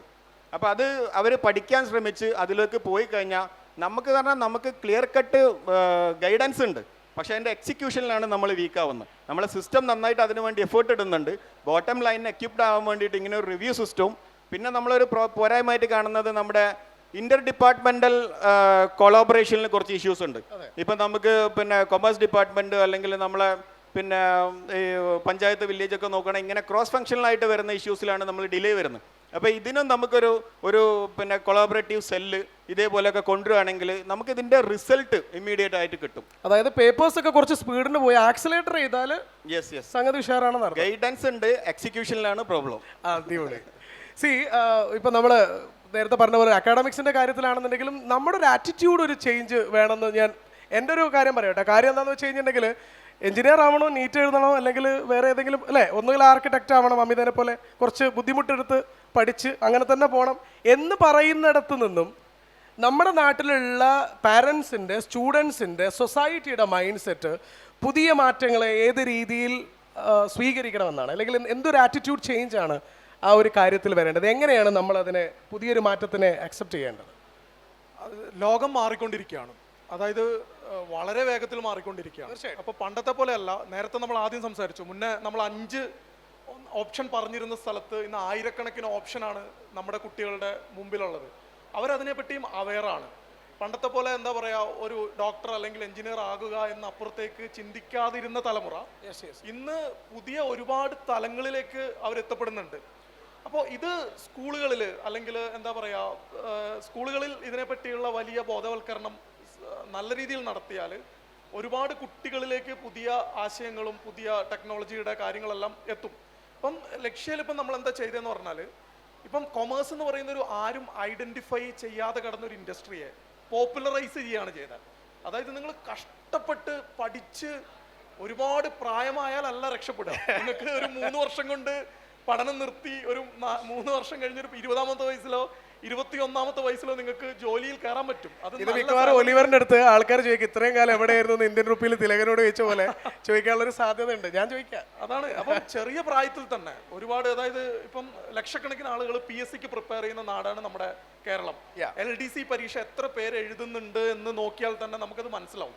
കാരണം പുതിയ തലമുറ അങ്ങനെയല്ല. പുതിയ തലമുറയ്ക്ക് പെട്ടെന്ന് അവരുടെ ലൈഫ് സെറ്റിൽ ആക്കണം, ലൈഫ് കുറെ കൂടെ സെലിബ്രേറ്റ് ചെയ്യണം. പണ്ട് നമ്മൾ ചെയ്ത പോലെ ഭയങ്കര ഹാർഡ് വർക്ക് ചെയ്ത് അത്ര എഫേർട്ട് ഇട്ടൊന്നും എന്താ പറയാ ഒരു കാര്യം നേടാൻ ഇന്നത്തെ തലമുറ എന്തല്ല അത്ര വില്ലിങ് അല്ല. അതിനുള്ള ഓപ്പർച്യൂണിറ്റി ഉള്ള തലമുറയ്ക്ക് ഉണ്ടെന്നുള്ളതാണ് അതിന്റെ കാര്യം. തീർച്ചയായിട്ടും. ഞാൻ ചോദിക്കണത്, നമ്മളെ വേർക്കാൻ മടിയുള്ള തലമുറയായിട്ടാണ് ഒലിവർ എന്നെ പറഞ്ഞിട്ടുള്ളത്. ട്രൂ അല്ലേ? സത്യമായിട്ടും ഞാൻ ചോദിക്കട്ടെ, ഇപ്പം നിങ്ങളെല്ലാവരും നല്ല ബിസിനസ്സുകാരാണ്. തമാശയ്ക്ക് ചോദിക്കുകയാണ്, എനിക്കും അധികം കഷ്ടപ്പെടാനോ ബുദ്ധിമുട്ടാനോ വേർക്കാനോ താല്പര്യം ഇല്ലാത്തതുകൊണ്ട് ചോദിക്കുകയാണ്. നിങ്ങളൊക്കെ നിങ്ങളെ ഏരിയയിൽ നന്നായി ക്ലിക്കായ ആൾക്കാരാണല്ലോ. നിങ്ങൾ ഇന്ത്യാസ് VKC, കെൻസ ഏറ്റവും കൂടുതൽ ട്രെൻഡിനനുസരിച്ച് മാത്രം അഡ്വർടൈസ്മെന്റ് ചെയ്യുന്നതാണ്. കെൻസന്റെ മമ്മൂട്ടി അയൺ ത്രോണിൽ ഇരിക്കുന്ന ഫോട്ടോ നിങ്ങൾ എല്ലാവരും കണ്ടല്ലേ? ഗെയിം ഓഫ് ത്രോൺസിൽ ഡാനി പോയി ഇരുന്ന അയൺ ത്രോണിന് പകരം കമ്പി വളച്ചിട്ട് നല്ലൊരു അയൺ ത്രോണത്തിന് മലയാളത്തിന്റെ മെഗാസ്റ്റാറെ കൊണ്ട് ഇരുത്തിയ മനുഷ്യന്മാരാണ്. ആ ബുദ്ധിക്ക് ഞാനൊരു സല്യൂട്ട് തരുന്നുണ്ട്. See how you gonna tackle Gen Zs trends? You know നമ്മളെ നാട്ടിൽ ഇപ്പോൾ ജെൻസീൻ്റെ ട്രെൻഡ് നമുക്കൊന്നും മനസ്സിലാവില്ല. ടു ബി വെരി ഓണസ്റ്റ്, എൻ്റെ വീട്ടിലുള്ള കുട്ടികൾ എന്താ ആലോചിക്കുന്നത് ഒരു കുന്തും എനിക്ക് അറിഞ്ഞൂടാ. See how you gonna tackle this? Like you know കുറച്ച് നേരത്തെ ഇപ്പം നമ്മൾ എന്നോട് ചോദിക്കുകയാണെങ്കിൽ, എടോ നിങ്ങൾ അധികം കഷ്ടപ്പെടാണ്ടുള്ള പരിപാടികൾ മതി എന്നാണ് പറയണത്. എൻ്റെ അനിയൻ്റെ സ്ഥാനത്ത് എൻ്റെ ഒരു അങ്കിളുടെ മോനുണ്ട്, അവൻ്റെ സ്ഥാനത്ത് നിന്ന് ചോദിക്കുകയാണ്, നിങ്ങൾ ക്ലിക്കാക്കിയ ആൾക്കാരാണല്ലോ, കഴിച്ചിലാവുന്ന ഉറപ്പുള്ള ഒരു 5 ബിസിനസ് ഐഡിയ പറയാമോ? അത് നമ്മൾ പുറത്ത് പറയില്ലല്ലോ, ഓർവലെ ആദ്യം അതല്ലേ പറഞ്ഞത്. എന്നോടുള്ള സ്നേഹത്തിന് പുറത്ത് പറഞ്ഞാലും മതി. അല്ല, തിങ് ഇസ് ദാറ്റ് അങ്ങനെ ആക്ച്വലി അത് ഏതൊരാളും അല്ലെങ്കിൽ ഏതൊരു ഓണ്ടർപ്രണറോ അല്ലെങ്കിൽ ഏതൊരു പഠനം കഴിഞ്ഞാൽ എല്ലാവരും ചിന്തിക്കുന്നതാണ് കഴിച്ചിലാവണം എന്നുള്ളത്. കഴിച്ചിലാവണം എന്നുള്ളത് ഒരു വളരെ കട്ടിയേറിയ വേർഡാണ്. അപ്പോൾ അതിൽ നമ്മളൊരു ചെറിയൊരു പയ്യനെ ഇൻഫ്ലുവൻസർ പറഞ്ഞ മാതിരി പ്ലാനിങ് ഡെയിലി നടക്കുന്നുണ്ട്. So it is I would add to that is market needs എന്താണെന്ന് തിരിച്ചറിയാം. അപ്പോൾ ഞാനെന്നും നോക്കിക്കാണുന്ന അതല്ലെങ്കിൽ ഇനി വരാൻ പോകുന്ന കാലത്ത് നോക്കിക്കാണുന്ന ഒരു major 2 industry, one is education. We have Orwell here. അപ്പോൾ എഡ്യൂക്കേഷൻ സെക്ടറിൽ ഉണ്ടായ ഒരു മാറ്റങ്ങൾ വളരെ വലുതാണ്. പിന്നെ നേരത്തെ ഈ പറഞ്ഞ പോലെയല്ല, ഇന്ന് കാണുന്ന ഒരു എഡ്യൂക്കേഷൻ ഡിപ്പാർട്ട്മെന്റ് അല്ലെങ്കിൽ സെഗ്മെന്റ് ഒരുപാട് കോഴ്സസ് മാറി, ഓപ്ഷൻസ് മാറി. ഞാൻ പോസ്റ്റ് ഗ്രാജുവേഷൻ പഠിച്ചത് യൂണിവേഴ്സിറ്റി ഓഫ് വോളോങ്കാങ് ഓസ്ട്രേലിയയിലാണ്. അപ്പോൾ ഇന്ന് UK ഓസ്ട്രേലിയയിലോ പോയി കൊമേഴ്സ് കഴിഞ്ഞൊരു കുട്ടി പോകുന്നൊരു ശതമാനം വളരെ കുറഞ്ഞു. ആ ഒരു വലിയൊരു മാറ്റമാണ്. ആ UK ട്രെൻഡ് തന്നെ ഒരുപാട് ഇടിഞ്ഞ്, ഇവരാണ് അതിന് കാരണം. UK സാമ്പത്തികാവസ്ഥ തകർക്കാൻ കാരണം ഇവരാണ്. അപ്പോൾ ആ ഒരു വലിയൊരു മാറ്റം തന്നെ അവിടെ ഉണ്ടായി. അപ്പോൾ എഡ്യൂക്കേഷൻ അല്ലെങ്കിൽ എഡ്ടെക്കിൻ്റെ ഒരു വലിയ മാറ്റമാണ് ഇന്ന് വരാൻ പോകുന്നത്. But we have case studies like Byju's and all Indian front. അപ്പോൾ വളരെ മനസ്സിലാക്കി വളരെ മാർക്കറ്റ് നീഡ്സ് പഠിച്ചിട്ടാണ് ഇന്ന് ലക്ഷ്യ പോലത്തെ ഒരു ബ്രാൻഡ് മുന്നേറുന്നത്. സത്യത്തിൽ ഷേത് വളരെ നന്നായി സ്കിപ്പായിക്കൊണ്ടിരിക്കണം. എന്തുകൊണ്ടാണ് അദ്ദേഹം വിജയിച്ചൊരു ബിസിനസ്സുകാരനാവണം എന്നുള്ളത് എനിക്ക് നന്നായി മനസ്സിലായി. ഒരു ഐഡിയ ചോദിച്ചപ്പോൾ 5 ചോദിച്ചത് ഒന്നുപോലും പറയാതെ അദ്ദേഹം വളരെ മനോഹരമായി സ്കിപ്പ് ചെയ്തു അല്ലേ? അല്ല, and add to that health industry, അതായത് നമ്മൾ ഈ ടൂറിസം, ഹെൽത്ത് ടൂറിസം. അപ്പോൾ ഞാൻ if my thing to say one thing is that Kensa would hopefully in coming years we are planning on that ഒരു ഹെൽത്ത് ടൂറിസം എന്ന രീതിയിൽ, അതായത് health സെക്ടറിൻ്റെ ഒരു ബൂം, ആയുർവേദിക് സെക്ടറിൻ്റെ ഒരു boom is much more. We have something core to our heart which is Ayurveda. കേരളത്തിൻ്റെ അല്ലെങ്കിൽ നമുക്ക് ചേർത്ത് നിൽക്കാൻ പറ്റുന്ന ഒരു കാര്യം. So we would add that to our group like Kensa ഇനി അങ്ങോട്ട് കൊണ്ടുപോകുന്നു. What about you, sir?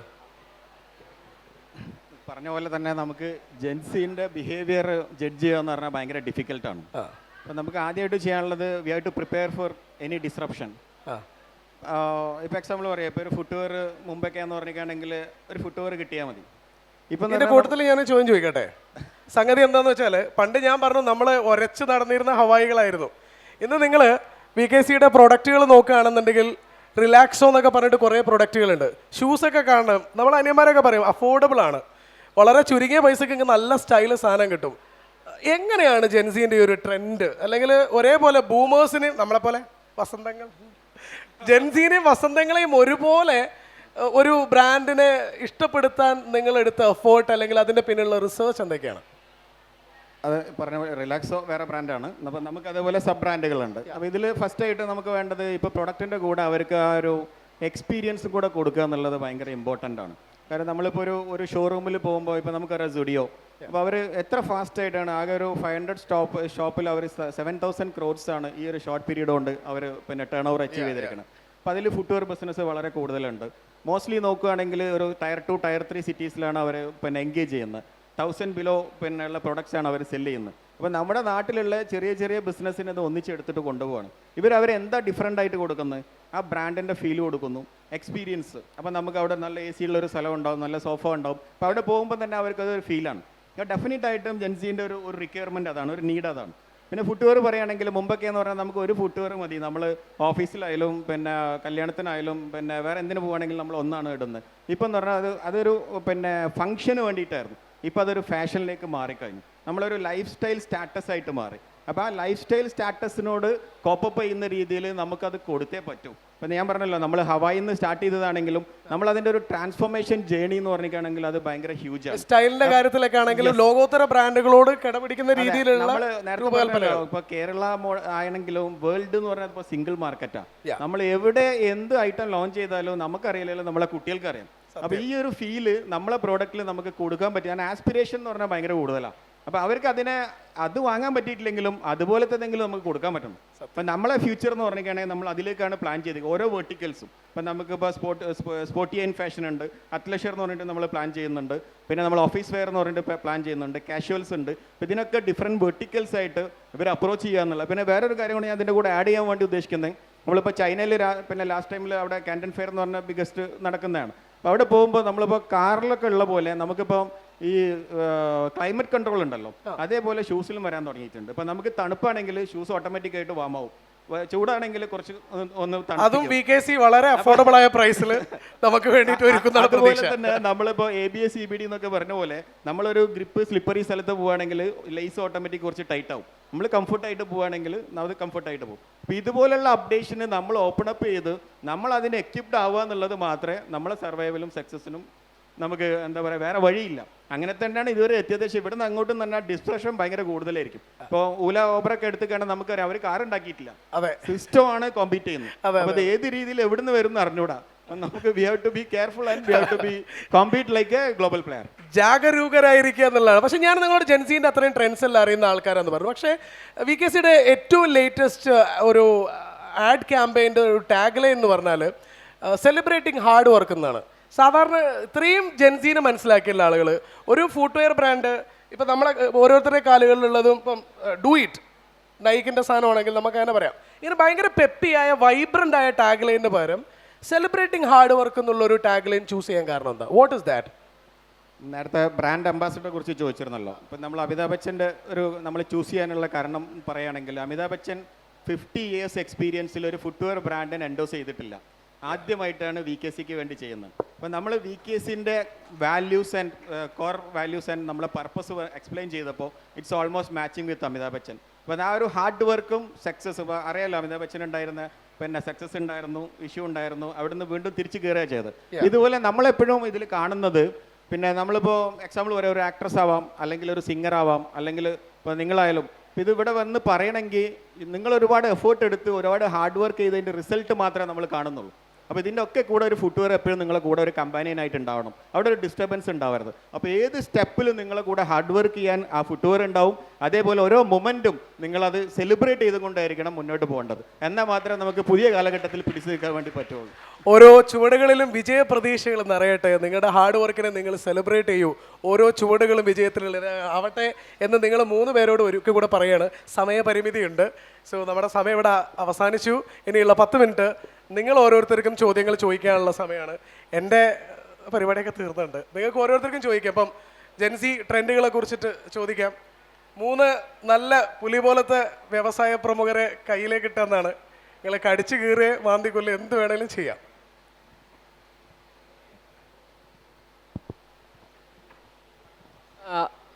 നമ്മൾ ഇപ്പോൾ പറഞ്ഞു നിങ്ങൾ ഗവൺമെൻറ് നിങ്ങൾ ബിസിനസ്സിൽ സപ്പോർട്ട് ചെയ്യണം എന്ന് പറഞ്ഞു. അപ്പോൾ ഇപ്പോൾ ഈ അടുത്ത് തന്നെ ജൂണിലായിട്ട് ഒരു എയർ കേരള എന്ന് പറഞ്ഞൊരു ഫ്ലൈറ്റ് അവർ ഏവിയേഷൻ പുതിയൊരു ഫ്ലൈറ്റ് അവർ ഇൻട്രൊഡ്യൂസ് ചെയ്യുന്നു. അപ്പോൾ അന്ന് അവർ പറഞ്ഞു എന്താ അവർ ഗവൺമെൻറ്റായിട്ട് അവർ വില്ലിംഗ് ആണ്, ഇപ്പോൾ ഒരു ഹാഫ് ഗവൺമെൻറ് ചെയ്യുവാണെങ്കിൽ ചെയ്യാം. പക്ഷേ എന്തുകൊണ്ട് അവിടെ ഗവൺമെൻറ് സപ്പോർട്ട് ചെയ്തില്ല? പിന്നെ ബാക്കി ബിസിനസ്സുകൾ ഇപ്പോഴും ഇപ്പോൾ കിറ്റെക്സ് ആയാലും ഇവിടെ നിന്ന് പോയി വേറെ സ്ഥലത്ത് അവർ ഹിറ്റായി അവരൊരു 1000 crore ടേൺ ഓവർ അവിടെ ചെയ്യുന്നു. അപ്പോൾ എന്തുകൊണ്ട് ഇവിടെ ഈ ഗവൺമെൻറ് സപ്പോർട്ട് ചെയ്യുന്നില്ല? എന്തുകൊണ്ട് അവരെ തള്ളുന്നു? അത് ആക്ച്വലി ഗവൺമെൻറ് സപ്പോർട്ട് ചെയ്യാത്തതിലെല്ലാം ഒരുപാട് ഘടകങ്ങളുണ്ട്. പക്ഷേ കിറ്റെക്സിൻ്റെ ഒരു വലിയ കേസ് സ്റ്റഡിയാണ്. ഇപ്പോൾ കിറ്റെക്സിൻ്റെ അടുത്ത് നോക്കുകയാണെങ്കിൽ ഒരു കേരളത്തിൽ നിന്ന് ഒരു വലിയൊരു ബ്രാൻഡാണ് കേരളത്തിൽ നിന്ന് മൈഗ്രേറ്റ് ചെയ്തിട്ട് പോയിട്ടുണ്ടായിരുന്നത്. So that is something very painful for even the government, even the Kerala market. So ആ ഒരു കാരണത്താൽ actually after that even there was a massive change. ഒരുപാട് മാറ്റങ്ങൾ അല്ലെങ്കിൽ ഒരുപാട് ഈസ് ഓഫ് ഡൂയിങ് എന്ന് പറഞ്ഞത് ശരിക്കും വാട്ട് വി ഫെൽറ്റ് ഇസ് ഒരുപാട് മാറ്റങ്ങൾ. അതായത് പണ്ട് ഒരു ഡോക്യുമെൻ്റോ ഒരു പേപ്പറോ മാറ്റാൻ അല്ലെങ്കിൽ മാറാനുള്ള സമയം ഒരുപാട് ഇന്ന് മാറി വരുന്നുണ്ട്. പക്ഷേ ഇതുവരെ ഉള്ളത് ഞാൻ പറയുന്നത് ഇറ്റ് വാസ് നോട്ട് ഈസി. ഇതുവരെ ഉള്ളതൊന്നും അത്ര വലിയ ഈസി ഒന്നും ആയിരുന്നില്ല. We had challenges. ആ ഒരു ടഫ് അല്ലെങ്കിൽ ആ ഒരു ചലഞ്ച് വാസ് ദെയർ. പക്ഷേ ഇന്ന് ഈ കാലഘട്ടത്തിൽ ഈ 2025 നിൽക്കുമ്പോൾ ഇന്ന് what we are feeling is there is a change. അതായത് വളരെ മോശമിൽ നിന്ന് ഒരു മാറ്റം അല്ലെങ്കിൽ ഒരു മെച്ചപ്പെട്ട രീതിയിലേക്ക് എത്തി വന്നിട്ടുണ്ടെന്നുള്ളത്. ആൻഡ് നേരത്തെ ചോദിച്ച എയർ ഇതിനെ കുറിച്ചിട്ട് ഈ ഒരു these kind of collabs actually അതായത് സ്റ്റേറ്റിന് എന്നും ഇങ്ങനത്തെ ഒരു കൊളാബ്സ് വരുമ്പോൾ ദർ ഇസ് സംതിങ് കോൾഡ് ഒരു വലിയൊരു സ്റ്റഡി അല്ലെങ്കിൽ ഒരു മാർക്കറ്റ് സ്റ്റഡി അല്ലെങ്കിൽ it should be done on that which is newly launch. ആ ഒരു മാർക്കറ്റ് സ്റ്റഡീൻ്റെ ഭാഗമായി ദോസ് തിങ്സ് ടേക്സ് ടൈം. അതാണ് ഇനി വരുന്നത്. അതായത് vote we say is that ഇപ്പം ഓർവെൽ പറഞ്ഞതുപോലെ ഇനി വരുന്ന തലമുറകൾ ഇങ്ങനത്തെ പോലെ ഓരോ തസ്തികകളിൽ അല്ലെങ്കിൽ ഓരോ ഡിപ്പാർട്ട്മെൻറ്റിൽ ഇനി എത്തിച്ചേരണം. അതായത് ഇന്ന് ഇവിടെ എത്തിച്ചേർന്ന നിങ്ങളെപ്പോലത്തെ ഓരോരുത്തരാണ് ഇനി നാളെ ആ ഒരു ഡിപ്പാർട്ട്മെൻറ്റിൽ എത്തിയിട്ട് ഇങ്ങനത്തെ കാര്യങ്ങളിൽ വളരെ എളുപ്പമാക്കി മാറ്റേണ്ടത്. സോ അങ്ങനെ നിൽക്കുമ്പോൾ ആ കേരളത്തിൽ അല്ലെങ്കിൽ നമ്മുടെ ലോകത്തിൻ്റെ മാപ്പിൽ കേരളത്തിൻ്റെ ഒരു ഇടം വളരെ സ്ട്രോങ് ആയി മാറാൻ അത് സഹായിക്കും. ഒരു പക്ഷേ അതായത് മാറ്റങ്ങളുടെ ഒരു തുടക്കമാണിത്. ഇതുവരെ ഉണ്ടായിരുന്ന ഒരു സാഹചര്യത്തിൽ നിന്നും കേരളത്തിന് മാറ്റമുണ്ടാകുന്നു. കേരളത്തിൻ്റെ വ്യാവസായിക പരിതസ്ഥിതിക്ക് ഒരു ചെറിയ വ്യത്യാസങ്ങൾ ഉണ്ടാകുന്നു.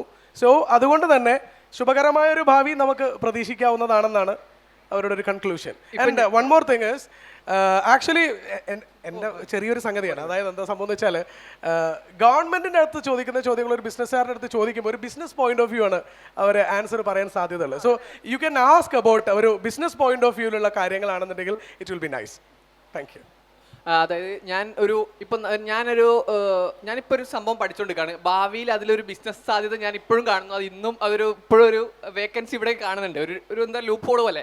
അപ്പോൾ അതിന് ഞാനൊരു 30 CR ആണ് എൻ്റെ ഇൻവെസ്റ്റ്മെൻറ്റ് എനിക്ക് വേണമെന്നുണ്ടെങ്കിൽ ആ 30 CR എവിടെ നിന്ന് കണ്ടെത്തും? ഇൻവെസ്റ്റേഴ്സിന് എവിടെ നിന്ന് കിട്ടും? 3 പേര് മറുപടി പറയണേ. അത് ഒരുദ്ദേശം സാർ അത്ര ഉണ്ടായിട്ടുള്ളൂ. 30 കോടി 3 ആളെ നോക്കിയിട്ട് 10 വെച്ച് തന്നാ മതി എന്നുള്ളതല്ലേ? That is a very good approach. That's a very good question. അതായത് നേരത്തെ ജെയ്സൽ ചോദിച്ച പോലെ യു ഹാവ് എൻ ഐഡിയ അല്ലേ, you have an idea, you have a project with you. How you come up with a fund അല്ലെങ്കിൽ അതിനുള്ള സാമ്പത്തികമായുള്ളൊരു സഹായം അല്ലെങ്കിൽ എങ്ങനെ കിട്ടുന്നുള്ളത്. പക്ഷേ what I would say is ഇന്നത്തെ കാലത്ത് there are lot of investment opportunities. അതായത് even individual investors are planning to invest in Kerala, and not just Kerala, I would say invest in ideas. അപ്പോൾ you have a good idea and നിങ്ങൾക്ക് ആ ഒരു ഐഡിയയിൽ confidence ഉണ്ടെന്ന്. അപ്പോൾ ഇന്ന് നിങ്ങൾ കാണുന്ന ഒരു 3 ഐഡിയകളാണ് ഈ സ്റ്റേജിൽ, അത്രയേ ഉള്ളൂ. അപ്പോൾ you have an idea, obviously there are people to invest on it. Scalable idea ആണെങ്കിൽ നമുക്ക് പ്രോപ്പർലി എന്താ പറയുക, നമുക്ക് ആ ഒരു ഞാൻ എപ്പോഴും വിശ്വസിക്കുന്നത് നേരത്തെ ബിസിനസ് ഐഡിയ എന്ത് ഐഡിയ ആണ് സക്സസ് ആവാന്നുള്ളൊരു ഡിസ്കഷൻ നമ്മൾ നടത്തുകയുണ്ടായി. അതായത് ഒരു ഹ്യൂമൻ ലൈഫ്, അതായത് ആളുകളുടെ ലൈഫിൽ ഉണ്ടാവുന്ന പ്രോബ്ലം സോൾവ് ചെയ്യുന്ന സ്കെയിലബിളായ ഏതൊരു ഐഡിയക്കും സാധ്യതയുണ്ട്. അങ്ങനെ ഒരു ഐഡിയ ആണെങ്കിൽ, അത് സ്കെയിലബിൾ ആണെങ്കിൽ ഉറപ്പായിട്ട് ഇപ്പം ഫോർ എക്സാമ്പിൾ ഇപ്പോൾ സ്റ്റാർട്ടപ്പ് മിഷൻ ഭയങ്കര അഗ്രസീവായിട്ടാണ് പണ്ടത്തെക്കാളും ഇപ്പോൾ പ്രവർത്തിച്ചുകൊണ്ടിരിക്കുന്നത്. അപ്പോൾ സ്റ്റാർട്ടപ്പുകളെ ഗവൺമെൻറ് തന്നെ ഒരുപാട് പ്രോത്സാഹിപ്പിക്കുന്നുണ്ട്. അതല്ലാതെ പ്രൈവറ്റ് വേദികളുണ്ട്. നിങ്ങളുടെ ഐഡിയ നല്ലതാണെങ്കിൽ ഇനി അങ്ങോട്ടേക്കുള്ള കാലത്ത് ഷഹദ് പറഞ്ഞ പോലെ ഫണ്ട് കിട്ടുക എന്ന് പറയുന്നത് ഒരു പ്രശ്നമല്ല, അതൊരു ഡിഫിക്കൽട്ടി ആയിരിക്കില്ല. C Orwell is an example himself. You know Orwell വയനാട്ടിൽ നിന്ന് തുടങ്ങിയ യാത്രയാണ്. വയനാട്ടിൽ നിന്ന് ചുരമിറങ്ങി വരുന്ന സമയത്ത് ഓർവെലിൻ്റെ തലയിലൊരു കൊട്ട ഐഡിയ ഉണ്ടായിരുന്നു. എന്താ വെക്കേണ്ടതെന്ന് വെച്ച് കഴിഞ്ഞാൽ എല്ലാവരും വെക്കുന്ന പരിപാടി തന്നെ, സ്കൂള് ക്ലാസ് കുട്ടികളെ കൊണ്ടുവരുക പഠിപ്പിക്കുക. പക്ഷെ അതിനകത്തുനിന്ന് അയാളെ വ്യത്യസ്തമാക്കിയത് അയാളെ മറ്റുള്ളതൊരു യുണീക്ക് സെല്ലിംഗ് പോയിന്റ് എന്ന് പറഞ്ഞു കഴിഞ്ഞാൽ ഹീസ് ഇൻ ടു സംതിങ്. പുള്ളി അതിനെ ഗ്രോ ചെയ്തത്, നർച്ചർ ചെയ്തത് വ്യത്യസ്തമായ രീതിയിലായിരുന്നു. So if your idea stand out, ഉറപ്പായിട്ട് അളിയം പച്ച പിടിക്കും, ക്ലച്ചാണ്. More questions please.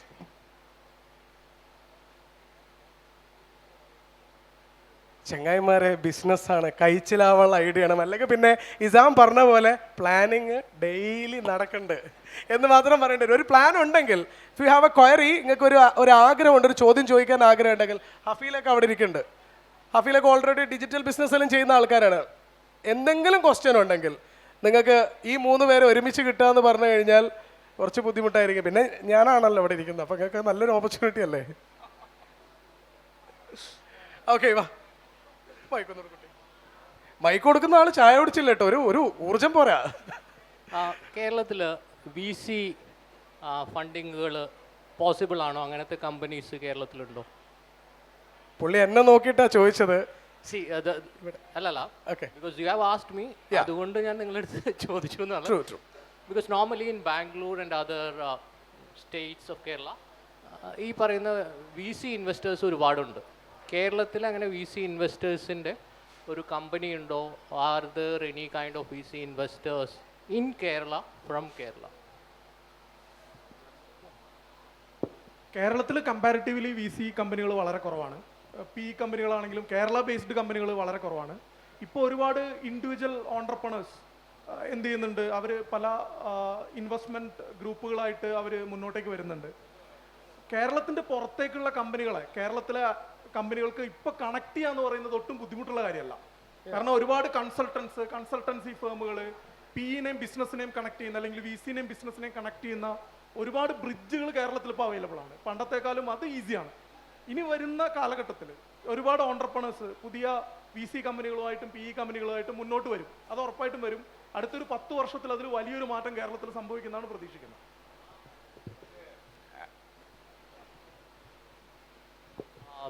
Names of any 5 or 2, at least 2. No, actually, VC, അതിൽ I would add to that is, നേരത്തെ ഓർവെൽ പറഞ്ഞതുപോലെ, there are actually, even for a project, I was looking for that.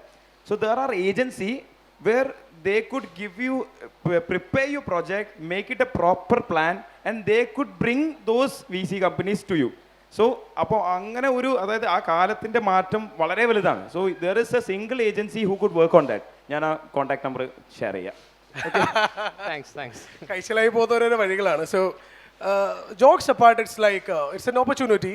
നിങ്ങൾക്ക് നിങ്ങളുടെ ഓപ്പർച്യൂണിറ്റീനെ ഏറ്റവും ഭംഗിയായിട്ട് utilise ചെയ്യാൻ വേണ്ടി പറ്റുന്നത്, പ്രത്യേകിച്ചും ബിസിനസ്സൊക്കെ സംസാരിക്കുക എന്ന് പറഞ്ഞു കഴിഞ്ഞിട്ടുണ്ടെങ്കിൽ സാധാരണഗതിയിൽ ബിസിനസ്സിൻ്റെ ഒരു ബിസിനസ് പേപ്പർ ഉണ്ടായിരുന്നു നിരഞ്ജയ്, സ്ഥിരമായിട്ട് വരുന്നത് ഫിനാൻസ് അതിൻ്റെ കളർ തന്നെ മനുഷ്യന്മാർക്ക് പിടിക്കാത്തൊരു കളറാണ്. ഞാനൊന്ന് തൊടുകയെന്നല്ല. പലപ്പോഴും നമ്മൾ ബിസിനസ്സിനെ കുറിച്ച് സംസാരിക്കുമ്പം ഇറ്റ്സ് ലൈക്ക് വളരെ വിരസമായ ബോറിംഗ് ആയിട്ടുള്ള രീതിയിലാണ് പൊതുവേ നമ്മളൊക്കെ കണ്ടുകൊണ്ടിരുന്നത്. പക്ഷെ ഇപ്പോഴത്തെ കാലം അങ്ങനെയല്ല. ഓരോരുത്തരുടെയും ഉള്ളിലുള്ള ഐഡിയകളെ ഏറ്റവും നമ്മൾ പറയില്ലേ 1000 crore 100 crore വർത്ത് ആയിട്ടുള്ള $1 million വർത്ത് ആയിട്ടുള്ള ഐഡിയകളാക്കി മാറ്റുന്നത്. ഒരു പക്ഷേ നമ്മളെല്ലാവരും അറിഞ്ഞിട്ടുണ്ടായിരിക്കും, നാട്ടിൽ നിന്ന് പോയിട്ടുള്ള കണ്ടമാനം ബിസിനസ്സുകളുണ്ട്. നമ്മളെ നാട്ടിൽ നിന്ന് ഉയർന്നു വന്നിട്ടുള്ള ഒരുപാട് ഐഡിയകളുണ്ട്. കോഡ്സാപ്പ് എന്ന് പറഞ്ഞ് എൻ്റെ ഒരു ഫ്രണ്ട് ഉണ്ട്, ഷമീർ തുടങ്ങിയ ഒരു ബിസിനസ്സാണ്. MyOP നമ്മളെ നാട്ടുകാരൻ തുടങ്ങിയതാണ്. പോർട്ടാഫോ നമ്മളെ നാട്ടുകാരൻ തുടങ്ങിയ ബിസിനസ്സാണ്. അപ്പം നമ്മുടെ ഉള്ളിലുള്ള ആശയങ്ങൾ ഉള്ളിൽ ഇൻഫ്യൂസ് ആയി തുടങ്ങുന്ന സമയം മുതൽ വെള്ളവും വളവും കൊടുത്ത് നിങ്ങൾ അതിനെ ശരിയായ രീതിയിൽ ഒന്ന് വളർത്തിയെടുക്കുകയാണെങ്കിൽ ചാൻസസ് അതേ നിങ്ങൾക്ക് നിങ്ങളുടേതായ രീതിയിലേക്ക്. Any questions? ഞാനത് കൺക്ലൂഡ് ചെയ്യുന്നതിന് മുമ്പ് ചോദ്യമുണ്ടോ? ഹലോ, കുട്ടിക്ക് ചായ കൊടുക്കണേ. എൻ്റെ പേര് റിയാസ് എന്നാണ്. ഞാൻ ബിസിനസ്സിൻ്റെ കുറേ കാര്യങ്ങളൊക്കെ ചെയ്യാൻ വേണ്ടി കേരള സ്റ്റാർട്ടപ്പൊക്കെ ആയിട്ട് സമീപിച്ചതാണ്. അപ്പം എനിക്ക് ബേസ് ചെയ്തിട്ടുള്ള ലോട്ട് ഓഫ് പ്രോബ്ലംസും കാര്യങ്ങളൊക്കെ ഉണ്ട്. അപ്പം അതിൽ മെയിനായിട്ട് പറയാനുള്ളതെന്ന് വെച്ചാൽ ഈ മിഡിൽ ക്ലാസ് ലോവർ ക്ലാസ് ഏരിയയിലുള്ള ആൾക്കാർ അവർ കുറേ സഫർ ചെയ്യുന്നുണ്ട്. ടോപ്പ് ലെവലുള്ള ആൾക്കാരെന്ന് പറയുമ്പോൾ അവർ ക്യാഷ് ഇട്ട് ക്യാഷ് വരിക എന്നുള്ളൊരു പരിപാടിയാണ്. ഈ മിഡിൽ ക്ലാസ് ലോവർ ക്ലാസ് എന്ന് പറയുമ്പോൾ അവർ ഇറങ്ങി ചെന്ന് കഴിഞ്ഞാൽ ഈ പറയുന്ന ഐഡിയാസ് എന്ന് പറഞ്ഞാൽ അത് തെറ്റ് ചെയ്ത് പോകാൻ വലിയ പാടൊന്നുമില്ല. അല്ലെങ്കിൽ കോപ്പി അടിക്കുക, അല്ലെങ്കിൽ മറ്റുള്ളവർ അത് കോപ്പി അടിക്കുക എന്നുള്ള വലിയ സിമ്പിളായിട്ടുള്ള ഏരിയ അല്ല. അതുപോലെ തന്നെ മറ്റു കാര്യം പറഞ്ഞ പോലെ ഇപ്പോൾ അയാൾ ആ ഒരു ബിസിനസ് പ്ലാൻ മുന്നോട്ട് വെച്ചു, മാർക്കറ്റിംഗ് സൈഡിൽ നിന്ന് അത്യാവശ്യം നല്ല ഫണ്ടും കാര്യങ്ങളൊക്കെ വെച്ച് ചെയ്തു. പക്ഷേങ്കിൽ അന്താരാഷ്ട്ര ലെവലിൽ നിന്നുള്ള മറ്റ് കമ്പനീസ്, മെയിൻ കമ്പനീസ് വന്ന് ആ സെയിം ഐഡിയാസ് ചിലപ്പോൾ അവർ ഓൾറെഡി എക്സിസ്റ്റിംഗ് ചെയ്യുന്ന ഏരിയാസ് ആയിരിക്കും. നമ്മൾ ചെയ്യാൻ ഉദ്ദേശിക്കുന്ന ഐഡിയ ആ ഒരു കമ്പനിയുടെ ഒരു പാർട്ടായിരിക്കും. ആ കമ്പനി അത് കോപ്പി അടിച്ച് ചെയ്യുമെങ്കിൽ അവർക്ക് ഹ്യൂജ് ഫണ്ടും ഉണ്ട്. സംഭവം Can I say something? There is no class. പ്രത്യേകിച്ച് ബിസിനസ്സിൽ വരുമ്പോൾ there is no lower class, there is no middle class, there is no higher class, Richo അങ്ങനെ ഒന്നുമില്ല. ഒറ്റ ക്ലാസ്സേ ഉള്ളൂ, ബിസിനസ് ക്ലാസ്. നമ്മളെല്ലാവരും ആഗ്രഹിക്കുന്നതും ബിസിനസ് ക്ലാസ് പോകാൻ വേണ്ടിയിട്ടാണ്. എക്കണോമിക് ക്ലാസ് മടുത്തു. സി ദ തിങ് ഇസ്, ഇപ്പം പേജറിൻ്റെ കാര്യങ്ങളൊക്കെ നിങ്ങൾ പറഞ്ഞു, നിങ്ങൾ ആൾക്കാരെ അടിച്ചു മാറ്റി കൊണ്ടുപോകുന്നത്. ഇൻ്റലക്ച്വൽ പ്രോപ്പർട്ടി സംരക്ഷിക്കാൻ വേണ്ടുന്ന സൗകര്യങ്ങൾ നിങ്ങൾക്ക് ഒരുപാടുണ്ട്. ഇപ്പം നിങ്ങൾക്ക് അതിന് കോപ്പിറൈറ്റ് എടുക്കാം, മറ്റേ എന്താ പറയുക, ഐഡിയ രജിസ്റ്റർ ചെയ്യാം, അല്ലേ? അതിന് എത്ര എമൗണ്ട് പേറ്റന്റ് എടുക്കാം. Okay, expense around 50,000 right? ഇതിലെന്താ പറയാം, നിങ്ങളിങ്ങനെ എന്താ പറയാ, എല്ലാ ബിസിനസ്സുകളും ഇന്ന് ലോകത്തിൽ കാണുന്ന ഈവൻ ഫോർച്യൂൺ 500 കമ്പനികൾ ഉൾപ്പെടെ ഒരു ചെറിയ റൂമിൽ നിന്നോ 1-2 ആളുകൾ കൂടി സ്റ്റാർട്ട് ചെയ്ത വളരെ സാധാരണക്കാരായ ആളുകൾ സ്റ്റാർട്ട് ചെയ്ത ബിസിനസ്സുകളാണ്. ഇന്നിപ്പോൾ നമ്മൾ കാണുന്ന എല്ലാ ബിസിനസ്സുകളും അങ്ങനെയാണ്. തുടക്കത്തിൽ അവർ ചെറുതായിരുന്നു. ഒരുപാട് വർഷങ്ങളുടെ എന്താ പറയുക, നിരന്തരമായ കഠിനാധ്വാനത്തിൻ്റെ ഫലമായിട്ടാണ് നമ്മളിന്ന് ഈ കമ്പനികളൊക്കെ വലുതായി കാണുന്നത്. അപ്പം എൻ്റെ ഒരു ചെറിയൊരു എക്സാമ്പിൾ ഞാൻ പറയുകയാണെന്നുണ്ടെങ്കിൽ, ഞാൻ വയനാട് തലപ്പുഴ എന്ന് പറയുന്ന ഒരു ചെറിയ ഗ്രാമത്തിൽ നിന്നാണ് ഞാൻ വരുന്നത്. ഞാൻ ഗവൺമെൻറ് സ്കൂളിൽ പഠിച്ച ഒരാളാണ്. അപ്പോൾ അവിടുന്ന് ഞാൻ കൊച്ചിയിലേക്ക് പോയി. അവിടെ എനിക്ക് കൊച്ചിയിൽ ആരെ അറിയുന്നുണ്ടായിട്ടില്ല. ഞാൻ ചെന്ന സമയത്ത് റെയിൽവേ സ്റ്റേഷൻ്റെ അടുത്തുള്ള ഒരു ലോഡ്ജിലാണ് ആദ്യമായിട്ട് ഞാൻ ഫസ്റ്റ് കാണുന്ന ലോഡ്ജിൽ മുറിയെടുക്കുന്നു. അവിടുന്നാണ് ജേണി സ്റ്റാർട്ട് ചെയ്യുന്നത്. അപ്പം നമുക്ക് വില്ലുണ്ടെങ്കിൽ, നമ്മുടെ ഐഡിയ അത്ര സ്ട്രോങ് ആണെങ്കിൽ, നമ്മൾ ഹാർഡ് വർക്ക് ചെയ്യാൻ തയ്യാറാണെങ്കിൽ അവസരങ്ങൾ നമ്മുടെ മുമ്പിൽ തുറക്കപ്പെടും. അതിന് സംശയമൊന്നുമില്ല. അപ്പോൾ അങ്ങനെ നമ്മൾ ചെറുതാണ് വലുതാണ് അല്ലെങ്കിൽ നമ്മൾ സാധാരണക്കാരനാണ് അങ്ങനെ ചിന്തിക്കുക വേണ്ട. ഇന്ന് നമ്മൾ കാണുന്ന എല്ലാ ജൈൻസും, ഈവൻ ഇപ്പോൾ റിലയൻസ്, നമ്മൾ ഇന്ത്യയിൽ വലിയ ജൈൻ്റായ റിലയൻസ് പോലും, അംബാനി ഒരു പെട്രോൾ പമ്പിലെ ജീവനക്കാരനായിരുന്നു. അല്ലെങ്കിൽ ഇന്ന് അദാനി ആരായിരുന്നു എന്ന് നമുക്കറിയാം. അല്ലെങ്കിൽ ഇപ്പോൾ ഈവൻ മൈക്രോസോഫ്റ്റ് എങ്ങനെ സ്റ്റാർട്ട് ചെയ്തു, അല്ലെങ്കിൽ ആമസോൺ എങ്ങനെ സ്റ്റാർട്ട് ചെയ്തു, ഈവൻ നമ്മളിപ്പോൾ ഇന്ന് കാണുന്ന ഇൻസ്റ്റാഗ്രാം എങ്ങനെ സ്റ്റാർട്ട് ചെയ്തു, ഫേസ്ബുക്ക് എങ്ങനെ സ്റ്റാർട്ട് ചെയ്തു, ഇതൊക്കെ വളരെ ചെറുതായിരുന്നു. അപ്പം അങ്ങനെ ഒരു കാര്യം നമ്മൾ ചിന്തിക്കേണ്ട ആവശ്യമില്ല. നമ്മുടെ ഐഡിയയിൽ നമ്മൾ സ്ട്രോങ് ആണെങ്കിൽ, നമ്മുടെ വില്ല് സ്ട്രോങ് ആണെങ്കിൽ, definitely there is a way. Car ഷെഡിൽ തുടങ്ങിയ കമ്പനി കാർ പോർച്ചിന് വേണ്ടിയിട്ട് സ്ഥലം വാങ്ങിക്കേണ്ട അവസ്ഥയിൽ എത്തിയിട്ടുള്ള ആൾക്കാരുണ്ട്, അല്ലേ? കാർ ഷെഡിൽ തുടങ്ങിയ കമ്പനിയാണ്, അദ്ദേഹത്തിൻ്റെ കാർ പോർച്ചിന് വലിപ്പം കൂട്ടാൻ ഏക്കർ കണക്കിന് സ്ഥലം വാങ്ങിക്കേണ്ട അവസ്ഥയിലേക്ക് എത്തിയിട്ടുണ്ട്. So believe in you man. നിങ്ങൾ പൊളിയല്ലേ, അല്ലേ? ഡാൻ. നീ ക്വസ്റ്റ്യൻസ് ഉണ്ടോ? ഇതൊക്കെ ശരിക്കും പറഞ്ഞു കഴിഞ്ഞാൽ ഞാനൊന്നും ഇങ്ങനെ പറയണ്ടല്ലേ. നല്ല BGM ഒക്കെ ഇട്ടിട്ട് നല്ലൊരു റീലാക്കിയിട്ട് കാർ ഷെഡിൽ നിന്ന് ഭയങ്കര രസത്തിൽ കുറച്ച് ബാസൊക്കെ കൂട്ടി പറയേണ്ടി വന്ന സാറാ. ഫ്രീ ആയിട്ട് കിട്ടുന്ന നിങ്ങൾ നോക്കിക്കോട്ടോ. See questions please. ഉദയ്ക്ക് ക്വസ്റ്റ്യൻ ഉണ്ടോ? ഞാൻ തന്നെ വയ്ക്കാൻ വേണമെങ്കിൽ, വേറെ ആരും ഇല്ലെങ്കിൽ കുഴപ്പമൊന്നുമില്ല. അപ്പോൾ ഒരു ബിസിനസ്സുകാരൻ ആണ് സാർ. അപ്പോൾ ആ സാറിൻ്റെ അടുത്തേക്ക് ഇപ്പോൾ ഞാനൊരു മിഡിൽ ക്ലാസ് ബോയ് എങ്ങനെയാണ് പ്രസന്റ് ചെയ്യുക? അപ്പോൾ എൻ്റെ ബിസിനസ് നിങ്ങൾ പറഞ്ഞാൽ ഇപ്പോൾ വെഞ്ചർ ക്യാപിറ്റലിസ്റ്റിനാണെങ്കിലും ഏജൻസിക്കാണെങ്കിലും എങ്ങനെയാണ് അത് പ്രസന്റ് ചെയ്യേണ്ട രീതി എന്തൊക്കെയാണ്? ഇപ്പോൾ പ്രസന്റേഷൻ ഓർ ഏത് രീതിയിലാണ് നമ്മൾ പ്രസന്റ് ചെയ്യേണ്ടത്? അല്ല, അതായത് there is like we know, like ഇന്ന് വളരെ എളുപ്പമാണ്. ChatGPTന്റെ കാലഘട്ടമാണ്. ടൈപ്പ് ചെയ്ത് നോക്കിയാൽ മതി. It is very easy, like very simple to know how to give a presentation എന്നുള്ളത്. It is not just that. I would say ഒരു ഇൻവെസ്റ്റർ പിച്ച് എന്ന് പറയുന്നത് it should be to the point. അതായത് ഇപ്പം നേരത്തെ ഓർവെൽ പറഞ്ഞതുപോലെയോ അല്ലെങ്കിൽ VKC പറഞ്ഞതുപോലെയോ, അതായത് identifying the problems and solution to that. അതായത് നിങ്ങളെ ഐഡിയ ഒരു പ്രോബ്ലത്തിനുള്ളൊരു സൊല്യൂഷൻ ആയിരിക്കണം. And that solution concludes to a business. അത് അങ്ങനെയാണ് അതൊരു ബിസിനസ്സായി മാറുന്നത്, അല്ലെങ്കിൽ ആ ബിസിനസ് ജനറേഷനായി മാറുന്നത്, ഐഡിയ ആയി മാറുന്നത്. ആ ഐഡിയയിലാണ് നമ്മൾ ഇൻവെസ്റ്റ് ചെയ്യുന്നത്. So you have an idea, it is very easy. ഇന്നത്തെ കാലഘട്ടത്തിൽ വളരെ എളുപ്പമാണ് അതിനൊരു പാറ്റേൺ ആക്കാൻ, എളുപ്പമാക്കാൻ ഒരുപാട് ഓപ്ഷൻസ് ഉണ്ട്. ഇപ്പം നമ്മളൊക്കെ ഞാൻ നേരത്തെ വസന്ത കാലഘട്ടം എന്ന് പറയുന്നതിൻ്റെ ഒരു ജെൻസിയൊക്കെ നമ്മളിങ്ങനെ കുറേ ദൂരെ കാണുന്ന ആൾക്കാരാണ്. സോ ഫോർ ആസ് എനിക്കൊക്കെ വളരെ പാടായിരുന്നു ഈ പറഞ്ഞൊരു പ്രസൻറ്റേഷൻ ഉണ്ടാക്കാമെന്ന് പറയുന്നത്. ആ കാലഘട്ടത്തിൽ നമ്മൾ ഏതെങ്കിലും ഒരു സുഹൃത്തിനെ വിളിച്ച് ഇതെങ്ങനെയാണ് പാറ്റേൺ ഒക്കെ മനസ്സിലാക്കി. പക്ഷേ ഇന്ന് it's very easy. So you could make a good presentation. If you have an idea, you invest on your idea, you invest your time on your idea. അതിനെ വളരെ നല്ലതായി എഫേർട്ട് എടുത്ത് നേരത്തെ പറഞ്ഞതുപോലെ make sure it is a good one, it's a bright one, and come to the investors. There is a lot of investors available. Obviously you have an idea, I think you can come to me anytime soon. Okay? Wow.